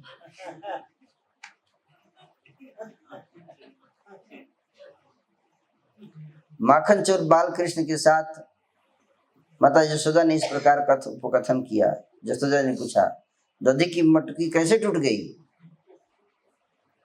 श्री कृष्ण बोले, परमेश्वर का यह दंड है।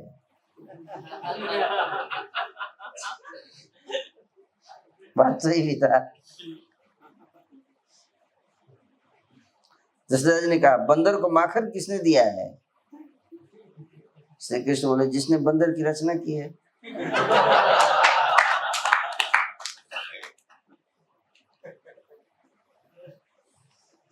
फिर माता ने कहा, मुझे ऐसा दिखता है कि यज्ञ के अंग स्वरूप अर्थात सद्य घी का तुम सर्वदा स्वाद लेते रहते हो।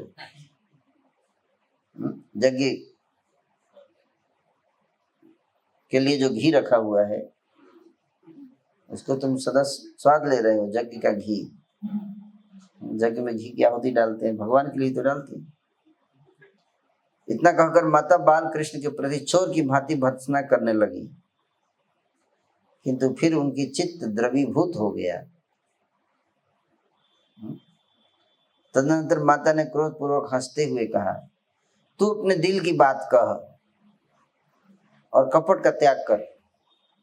इस प्रकार माता से पूछे जाने पर श्री कृष्ण रोते हुए कहने लगे, तुम जब तीव्र वेग से उठकर गई थी उस समय तुम्हारे पांव की कड़ुला की ठोकर से दधी की मटकी टूट गई थी।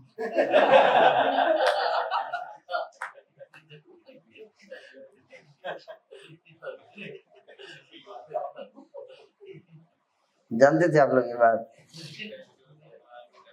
नहीं जानते थे ना? सब यूनिक चीजें हैं। भगवान झूठ बोल रहे हैं। देखिए, दधी की मटकी टूट गई थी, मैया इसमें मेरी क्या दुष्टता है? और ये बंदर तो ईश्वर की प्रेरणा से चोरी करने के लिए घर में घुसा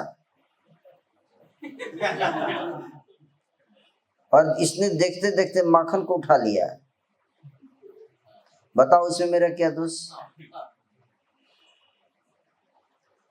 फिर भी तुम्हारे हाथ में लाठी देखकर मैं चोर की भांति भाग पड़ा। पूछी कि तुमने चोरी नहीं की तो तुम की बात क्यों रहा था डर के? एक प्रश्न अगर तुम पूछना चाहती हो तो उसका उत्तर में यह है कि हाथ में लाठी देखकर मैं चोर की भांति भाग पड़ा और तुम भी मुझे भयभीत देखकर निर्दयता से वृथा मारने की इच्छा कर रही हो। दया नहीं तुम्हें?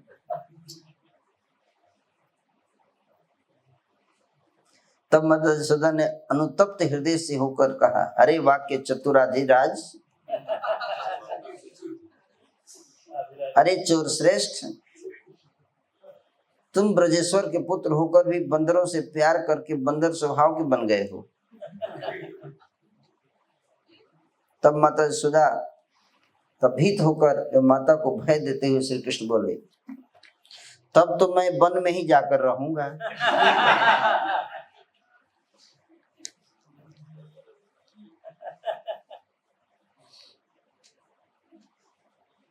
घर पर नहीं रहूंगा अब। तब माता यशोदा भयभीत हो गई, मन में चिंता करने लगी, कौन जाने यह अभिमानी बालक ऐसा कर भी सकता है, घर छोड़ के भाग न जाए।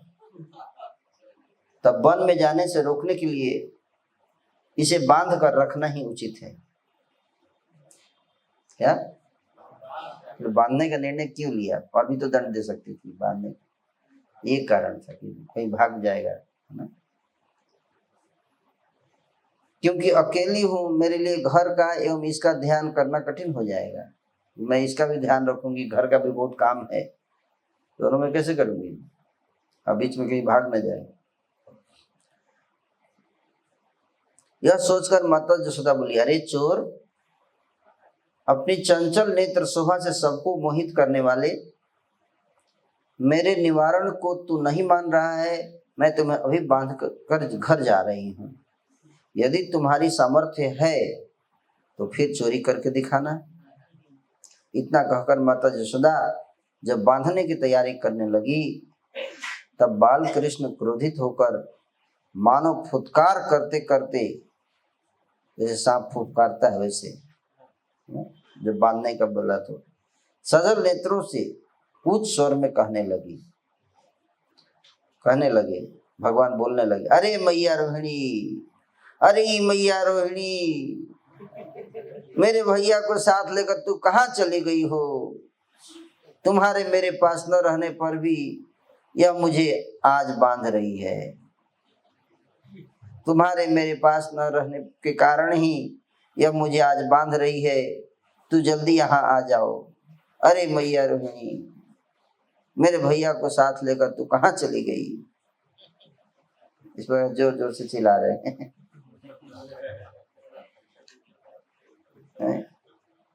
जानते थे आप लोग ये बात?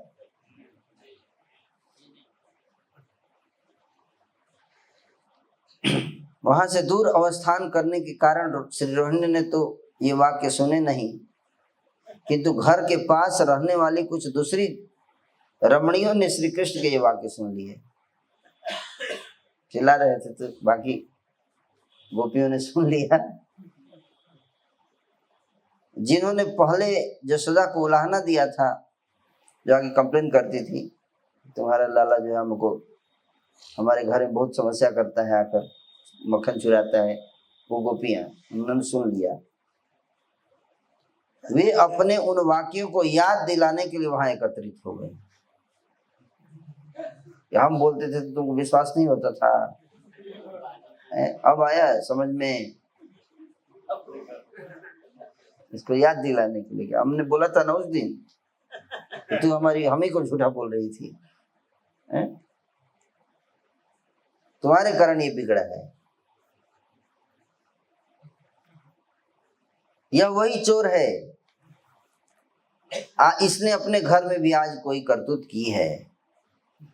हमारे घर में तो करता ही रहता है, आज लगता है अपने घर में ही किया है। इस प्रकार कहकर सारी गोपियां एक साथ हंसने लगी। तब श्री यशोदा जी ने उनकी बात पर ध्यान न देते हुए अपनी चोटी में से एक रेशमी डोरी निकाल ली। कहां से? चोटी में से, इधर से ही निकाला रेशमी डोरी, और घर के बाहर बरामदे में रखे हुए उखल के साथ जैसे बछड़े के गले को बांधा जाता है, उसी प्रकार माता उस रेशमी डोरी से आग्रह पूर्वक बाल कृष्ण को शिक्षा देने के लिए कटी देश को बांधने लगी। कटी देश मतलब कमर, कमर। किंतु वह डोरी 2 अंगुली भर छोटी पड़ गई। तब श्री यशोदा ने उसे उस कबरी में से एक और डोरी निकालकर पहली डोरी से जोड़ लिया, किंतु फिर भी वह 2 अंगुली छोटी रह गई। यह देखकर ब्रजेश्वरी बहुत आश्चर्य में पड़ गई। तब अन्य रमणियों के द्वारा दी गई अनेक मंथन करने की डोरियों के द्वारा भी वह बाल कृष्ण को बांध न सकी। उसके बाद जैसे दूर स्थित पर्वत पर मेघमाला स्पर्श करती हुई भी अलग्न भाव में दिखती है, उसी प्रकार समस्त डोरियों का उस बाल कृष्ण के अंगों के बीच 2 उंगली का अवकाश दिखने लगा, अर्थात संयोजित होकर भी वे असंयोजित ही रह गई। यह देखकर परिहास करते हुए ब्रज की महिलाओं ने कहा, हे ब्रजेश्वरी, हमने तो पहले ही कहा था कि तुम्हारा पुत्र सम उन्नत महामोहिनी शक्ति द्वारा कफल्लक नामक आदि चोर को भी तिरस्कृत करके चुराई हुई वस्तुओं के भोजन करने में सुखी रहता है, अथवा दाता भोक्ता व्यक्तियों के लिए आनंदप्रद होता है। अब यह पराये धन को भी चुराने लगा है। माता यशोदा ने कहा, यह आज का बालक क्या जानता है, किंतु मुझे ऐसा लगता है कि तुम्हारी ही यह कोई माया भरी विद्या है। तुम लोगों ने इसको बिगाड़ा है, कुछ माया चला दिया इसके ऊपर। छोटा बालक क्या जानेगा, क्योंकि भीतर तो तुम इसकी पक्षपातिनी होकर रहती हो और बाहर से अन्य प्रकार के व्यवहार करती हो।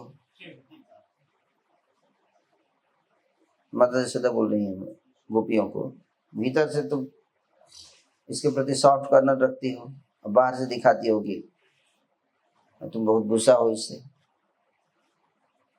सब ब्रज महिलाओं ने हंसते हुए कहा, हे पूज्य, हम तुम्हारे चरणों की शपथ खाकर कहती हैं, हमारी विस्मय कारिणी या माया भरी ऐसी कोई विद्या नहीं है। ब्रजेश्वरी मन ही मन में विचार करने लगी। तो फिर गर्ग मुनि के वचन के अनुसार कोई एक भगवती शक्ति ही निश्चित रूप से इस शिशु को में निरोध करती है ना? कोई भगवान की देवी की शक्ति है जो इस बालक में आश्चर्यजनक काम कराती है। मैं इसको बांधने का प्रयास कर रही हूँ, ये बंध ही नहीं रहा है। वस्तुतः यह बालक तो कुछ भी जानता नहीं है, इसको क्या पता है? ये छोटा बालक है, इसको क्या पता है? कोई देवी शक्ति है इसके अंदर जो घुस जाती है और इस तरह से काम करवाती है। इस प्रकार विचार करके यशोदा जी का वात्सल्य रस उछल पड़ा और उन्होंने शिक्षा देने के लिए अन्य अन्य बहुत सी मंथन करने की रस्सियां बार बार मंगाई और आग्रह सहित बंधन करने लगी, किंतु उससे भी कोई अंतर नहीं पड़ा, अर्थात तो बांध नहीं सकी। इस प्रकार ब्रजेश्वरी बाल कृष्ण को बांधने के अनेक यत्न करने पर भी उस अशेष कार्य का शेष ना कर सकी, बल्कि बंधन करते करते उनके अंगों से पसीना बहने लगा और बारंबार उनके केस खुलकर उनके मुंह को आवृत करने लगे।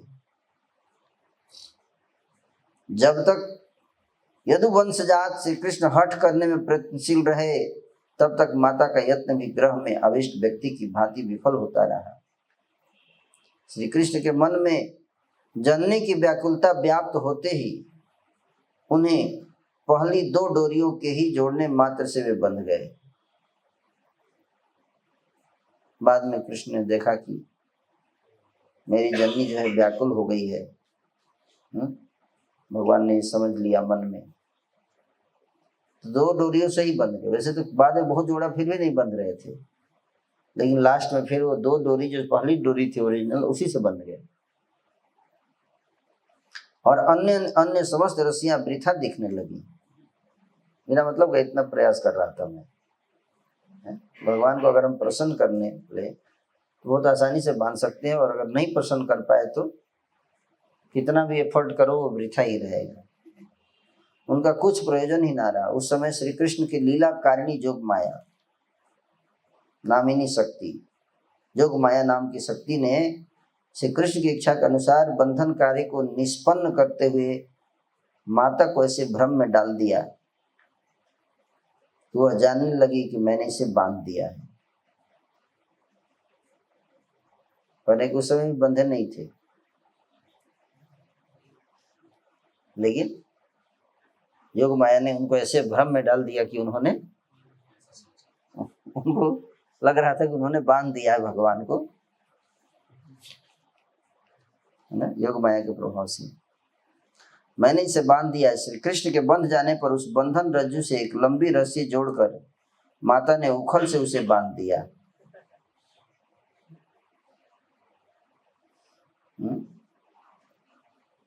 तो पहले कृष्ण को बांधा, उसके बाद उनको फिर वहां से रस्सी जोड़ के किसको बांधा? उखल से बांधा। यानी कि उखल में ऐसा लगा कि नहीं लपेटा था। समझी बात को? ये भी पता चला नया चीज, है ना। नहीं, उखल में लगा के ऐसे नहीं लपेटा था उखल से, पहले उनको अलग से बांधा, उसके बाद उसको जैसे रस्सी से, जैसे खूंटे से बछड़े को बांधते वैसे फिर उसको बांध दिया।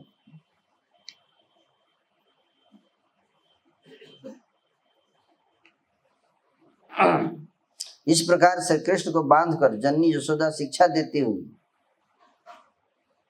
हठ विशिष्ट श्री कृष्ण के प्रति अपनी कठोरता प्रकाश करती हुई हंसती हुई उन समस्त ब्रज महिलाओं के साथ कौतुक पूर्वक घर के काम काज करने के लिए चली गई और श्री कृष्ण की रक्षा के लिए चारों ओर कुछ बालकों को नियुक्त कर दिया।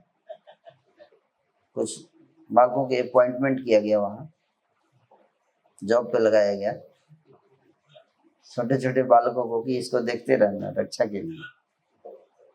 तब उन सबके चले जाने के बाद श्री कृष्ण ने थोड़ी देर तक रोदन लीला की, थोड़ी देर तक रोए, बहुत दुखी थे कि मतलब आज माँ मेरी, है ना, बहुत गुस्सा हो गई है, आज तो मेरे को बांध दिया इसने।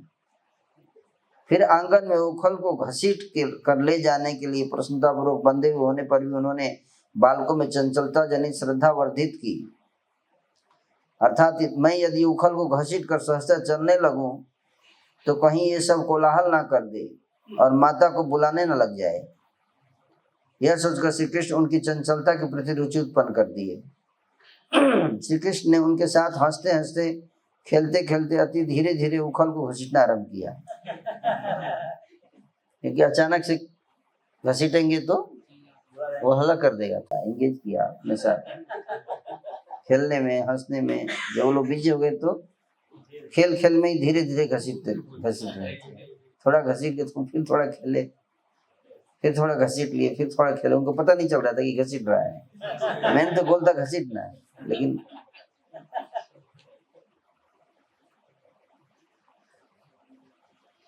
इस प्रकार उसके बंधन को देखकर सब बालक हंसने लगे। जो समस्त ब्रजांगनाएं यशोदा जी के पास श्री कृष्ण के बांधने के लिए रज्जु लेकर नंद भवन में आई थी, श्री कृष्ण ने सुंदर अवसर जानकर दूसरे बालकों के द्वारा उन समस्त ब्रजांगनाओं के निर्जन अट्टालिकाओं में से सुंदर छिकों पर रखे हुए नवनीत आदि की चोरी करा ली। बंधन में ही रहते हुए प्लानिंग कर करके, तो वो जो आई थी ना हंस रही थी, उसके घर वाला माखन लेके आया।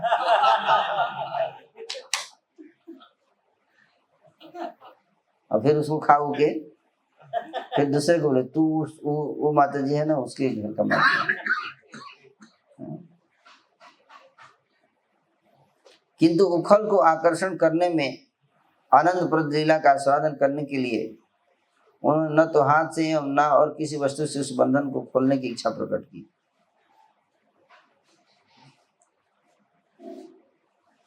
तो उन्होंने खोलने की इच्छा नहीं की, मैं खोलूंगा ना, खुद प्रयास भी नहीं किया खोलने का।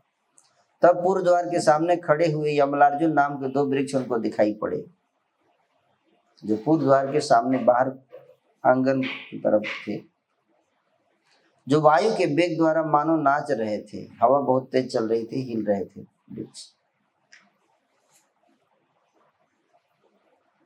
श्री कृष्ण धीरे धीरे क्रमशः उन दोनों वृक्षों के बीच में ही जा बैठे। स्निग्ध कंठ ने मधुकंठ से, यहाँ यमलार्जुन के तोड़ने में श्रीहरि का ऐश्वर्य ही कारण है, इस बात के वर्णन को गुप्त रखकर एक दूसरे कारण का ही निर्देश किया। तदंतर सबके देखते देखते शीघ्र बंधे हुए श्री गोपाल की वृक्षों के बीच में से दूसरे स्थान पर जाने की उत्कंठा उदित हुई।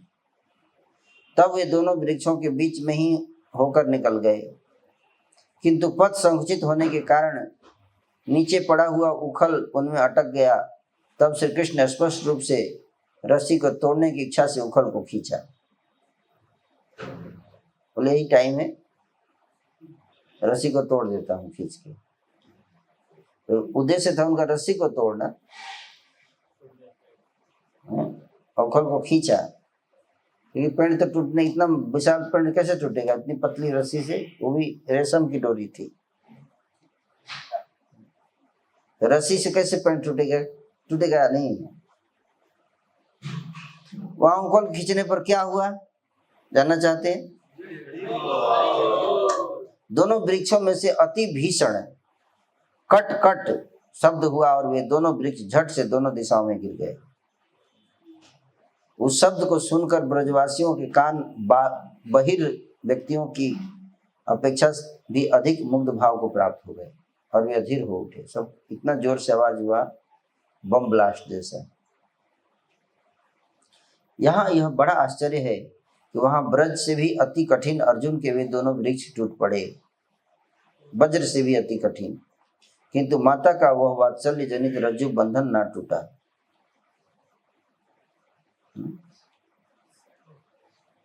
माता का जो वात्सल्य है जनित रज्जु बंधन, वो टूट नहीं पाया। वृक्ष टूट गया, खड़ गया। इस विषय में सब भक्तगण इस प्रकार स्तुति किया करते हैं। श्री यशोदा के लालनीय इस बाल्य भाव की मैं स्तुति करता हूँ, जिस बाल्य भाव में श्याम वर्ण अंग कांतिधारी श्री बाल कृष्ण किंकड़ी को बजाते हुए घुटरू वन चलने से समधिक आनंद उत्पादन करते हैं और बारंबार उखल को खींचने से घोर खट खट शब्द प्रकाशित करते हैं। अर्जुन के दोनों वृक्षों की वज्र के समान भीषण ध्वनि जनित कौतुक को देखकर नेत्रों की चंचलता को प्राप्त करते हैं। उन दोनों वृक्षों के गिरने की भयंकर ध्वनि से पीड़ित होकर समस्त ब्रजवासी एक घड़ी काल तक मूर्छित होकर रह गए। इतना आवाज आया, सारे ब्रजवासी एक घड़ी के लिए तो मूर्छित रह गए। किंतु श्री कृष्ण के निकटवर्ती जो बालक गण थे वो मूर्छित नहीं हुए। ये भी आश्चर्य है। समस्त ब्रजवासी मूर्छित हो गए, जो छोटे छोटे नन्हे बालक थे वो मूर्छित नहीं, उनको कोई फर्क नहीं पड़ा। श्री कृष्ण की लीला में माधुरी की पराकाष्ठा को प्राप्त होकर ऐसा क्यों हुआ? क्योंकि वो तो कृष्ण की लीला में माधुरी की पराकाष्ठा को प्राप्त कर चुके थे, होकर चित्र पुतलीवत वे मित्रगण भयभीत न हुए। जैसे चित्र कितना भी जोर का आवाज हो, पेंटिंग थोड़े गिर गया, चित्र नहीं गिरता है। तो मतलब पूरी तरह से मंत्र मुग्ध हो गए थे भगवान के लीलामय माधुरी को देखते हुए, इसलिए उनको आभास भी नहीं रहा कि इतना आवाज हुआ है।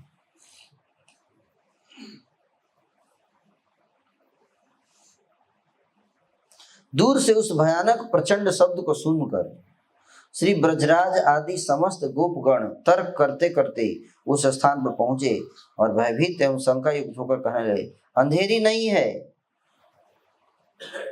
कोई वर्षा नहीं है, वज्रपात नहीं हुआ, किसी हाथी ने भी टक्कर नहीं लगाई, फिर किसने ये दोनों वृक्ष गिरा दिए हैं? यदि किसी अन्य के उत्पात से हुआ है तो यहाँ कोई दिखता क्यों नहीं? उसके तो महागर्जन शब्द से ही समस्त ब्रजवासी मूर्छित हो गए थे। उन्होंने यह देखा कि बाल गोपाल उन दोनों वृक्षों के पास विद्यमान है, जो मुस्कुरा रहा है और उखल को खींचता हुआ लीला सुख बरसा रहा है। क्या हुआ, क्या हुआ? इस प्रकार कहते हुए सब उस बाल गोपाल को घेरकर खड़े हो गए। श्री बाल गोपाल श्री नंदराज को देखकर रोने लगे। पापा जी आ गए, पापा जी को देखकर रोने लगे। श्री नंदराज भयभीत चित्त होते हुए भी बालक को सांत्वना के लिए मुस्कुराने लगे और बालक को अतिशीघ्र बंधन से मुक्त कर दिया। श्री नंद जी ने बाल कृष्ण के रोते हुए मुख का चुंबन किया और पूछा, पुत्र, जिसने तुम्हें इस प्रकार आग्रह पूर्वक उखल से बांधा है, निश्चय वह विचार शून्य व्यक्ति कहाँ है? पिता में अनुरक्त श्री कृष्ण ने कंठ रुक जाने के कारण कुछ देर में उनके समीप आकर कान में कहा, कान में कहा, ताकि बाकी लोगों को पता ना चले, कंप्लेन हो रहा है। बाबा, मैया ने मुझे बांधा था। जसोदा जी पहले से ही शुद्ध बुद्ध विहीन हो गई थी और फिर अपने ही हाथों इस दुख को पैदा करने से वे पश्चाताप कर रही हैं कि मैं नहीं न बांधा होता तो बेचारा न कहीं और होता, आज तो बच जाता पेड़ से। पश्चाताप कर रही हैं।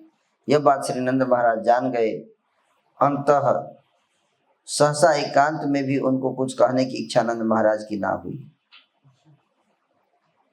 बंधन के विषय में विशेष कुछ न जानने के कारण नंद महाराज कुछ बोले नहीं, क्योंकि वो तो पहले से ही पश्चाताप कर रही, तो और क्या बोलना है उनको, है कि नहीं? बंधन के विषय में विशेष कुछ न जानने के कारण अवज्ञा प्रदर्शन करते हुए जसोदा जी ने उन्होंने कुछ भी ना पूछा। उन्होंने बालकों से ही पूछा, ये सब कैसे हुआ? बालक लोगों से पूछा, जसोदा से नहीं पूछा। किससे पूछे? बालक से पूछ रहे हैं। वे बालक भी अपने आप कहने लगे, बाबा, कृष्ण हमारे सामने इन दोनों वृक्षों के बीच में होकर सामने के विस्तीर्ण आंगन में क्रीड़ा करने के लिए जा रहा था। यह भारी उखल जो वक्र भाव से इनके तल प्रदेश में अटक गया था, उसे कृष्ण ने खींचा, उसी से ये दोनों वृक्ष खट खट शब्द करते हुए टूट पड़े और पृथ्वी पे गिर गए। बाबा, फिर इन टूटे हुए दोनों वृक्षों से कांतिमय दिव्य शरीरधारी दो बलवान व्यक्ति निकले थे।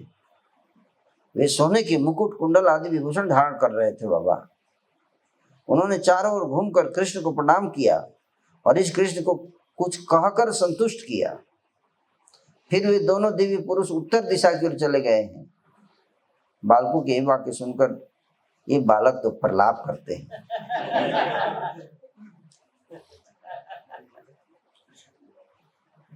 पुत्र वत्सल श्री नंदराज ने मन में यही स्थिर किया कि तो अन्य अन्य सब लोगों का चित्त संशय से परिपूर्ण हो उठा। बालक ऐसा क्यों बोलेंगे झूठ? बच्चे झूठ थोड़े बोलते हैं। उसके बाद क्रमशः 1, 2, 3 इत्यादि क्रम से समस्त ब्रजवासी गण वहां आकर श्री ब्रजराज से मिले। श्री ब्रजराज उनके साथ अपने बाल गोपाल को गोदी में लेकर अपना नित्य कर्म करने के लिए जमुना किनारे चले गए। वहां उन्होंने श्री कृष्ण के साथ मिलकर जमुना स्नान किया।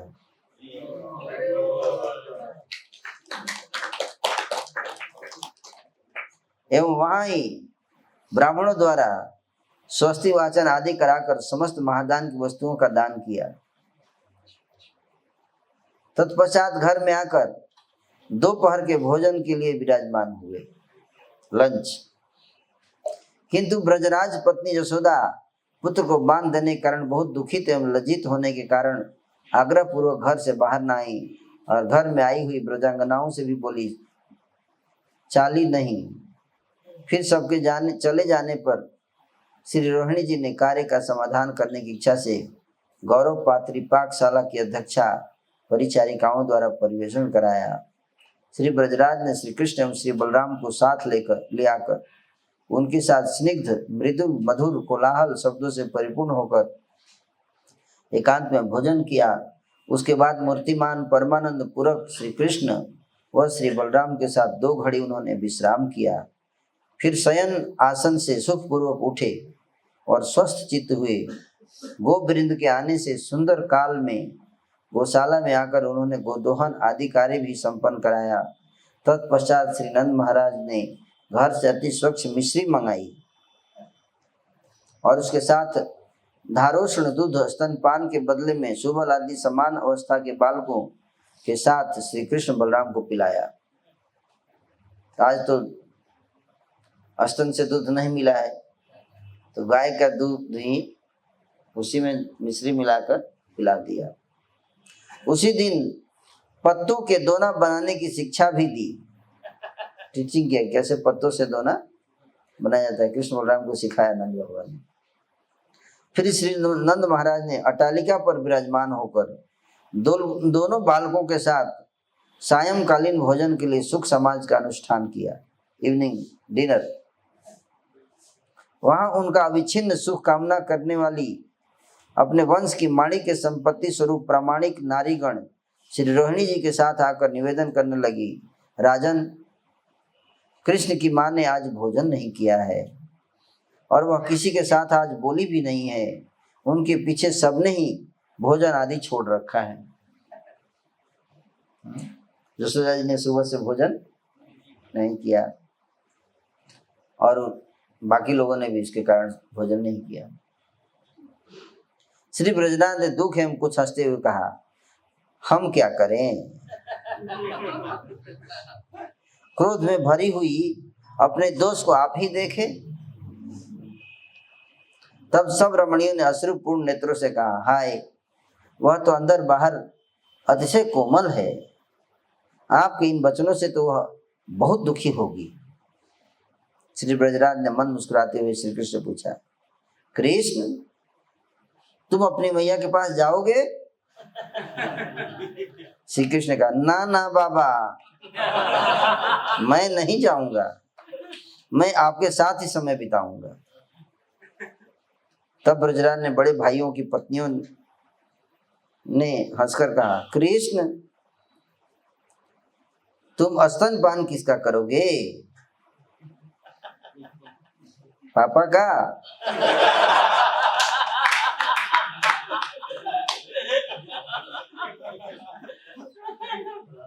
श्री कृष्ण ने कहा मिश्रित धारों से दूध ही मैं पी लूंगा।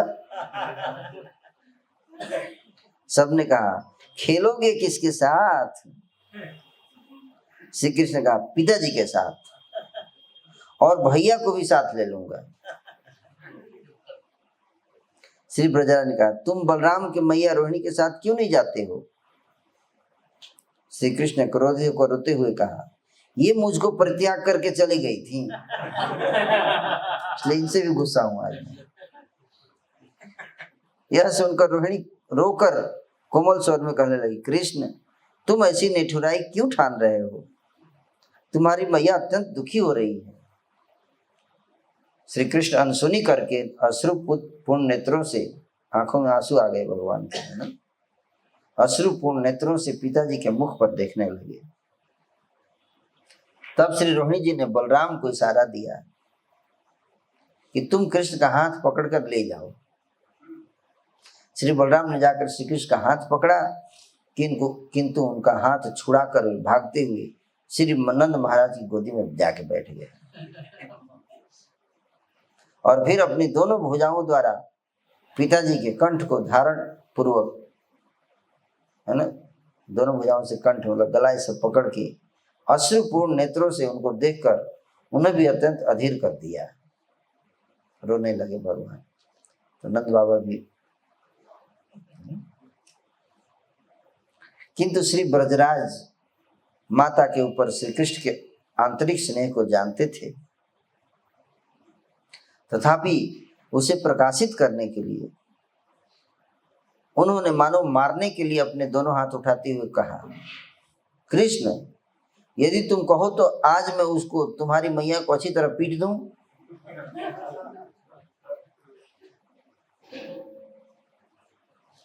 श्री कृष्ण ने इसे सहन न करते हुए पिताजी के दोनों हाथ दबाकर पकड़ लिए।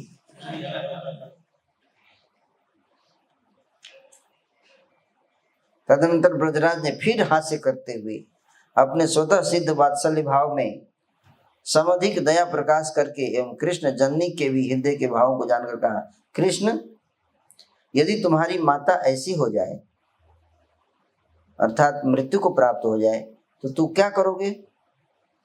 खाना नहीं खा रही है, मर जाएगी तो क्या करोगे?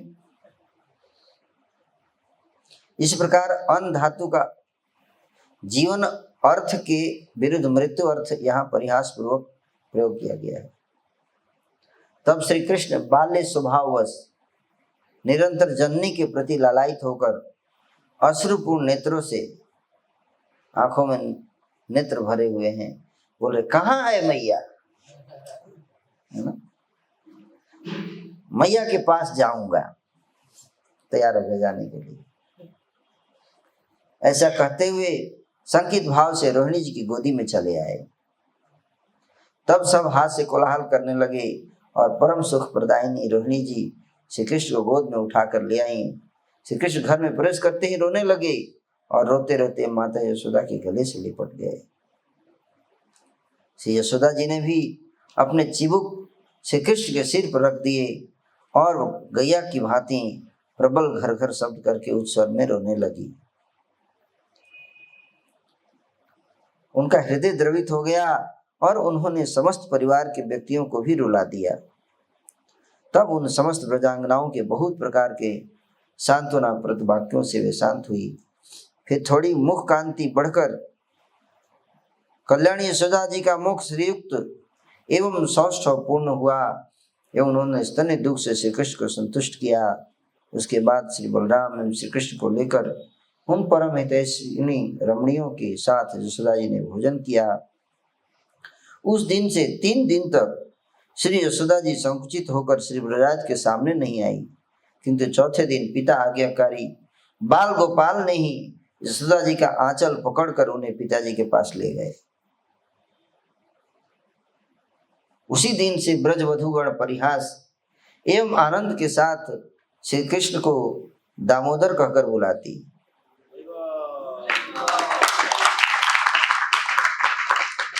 और यह वही श्याम सुंदर है ऐसा कहा करती। वात्सल्यमयी श्री ब्रजेश्वरी की स्तुति करने के लिए जगत में कौन पंडित व्यक्ति समर्थ हो सकता है? श्री सुखदेव जी ने कहा है श्रीमद् भागवत के 10वें स्कंद के 6ठे अध्याय के विशेष श्लोक में कि ब्रह्मा, शिव व लक्ष्मी भी यशोदा जी की कला अर्थात इनके अंश के अंश को भी प्राप्त नहीं हो सकते।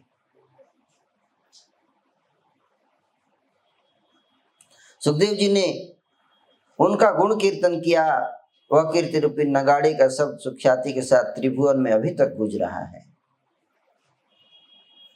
नेमम विरंच इत्यादि अर्थात श्री यशोदा जी ने जिस सौभाग्य को प्राप्त किया है उसे ब्रह्मा आदि भी प्राप्त नहीं कर सके हैं। इसके बाद श्री बलराम जी ने श्री कृष्ण को सतृष्ण होकर कहा, भैया हम बृहद वन में महावन में वास करेंगे, यह तुम्हें स्मरण है? श्री कृष्ण ने मंद मुस्कुराते हुए कहा, हाँ हाँ, हम दोनों वहां क्रीड़ा करेंगे। तदनंतर कथक सुनीत कंठ ने कथा समाप्त करते हुए कहा, हे गोपराज, आपके यहाँ ऐसे पुत्र का जन्म हुआ है कि जिसने यमलार्जुन वृक्षों को भी अपने दिव्य भक्तों के रूप में परिणत कर दिया था। श्री जी गोस्वामी पाद जी कहते हैं, इस प्रकार कथा समाप्त होने पर समस्त सभासद श्री कृष्ण की उन लीलाओं को उन्हीं उत्सवों के रूप में अनुभव करते हुए अपने अपने घरों को चले गए। इस प्रकार दामोदर विनोद अनुशोधन नामक 8वां पूर्ण समाप्त हुआ।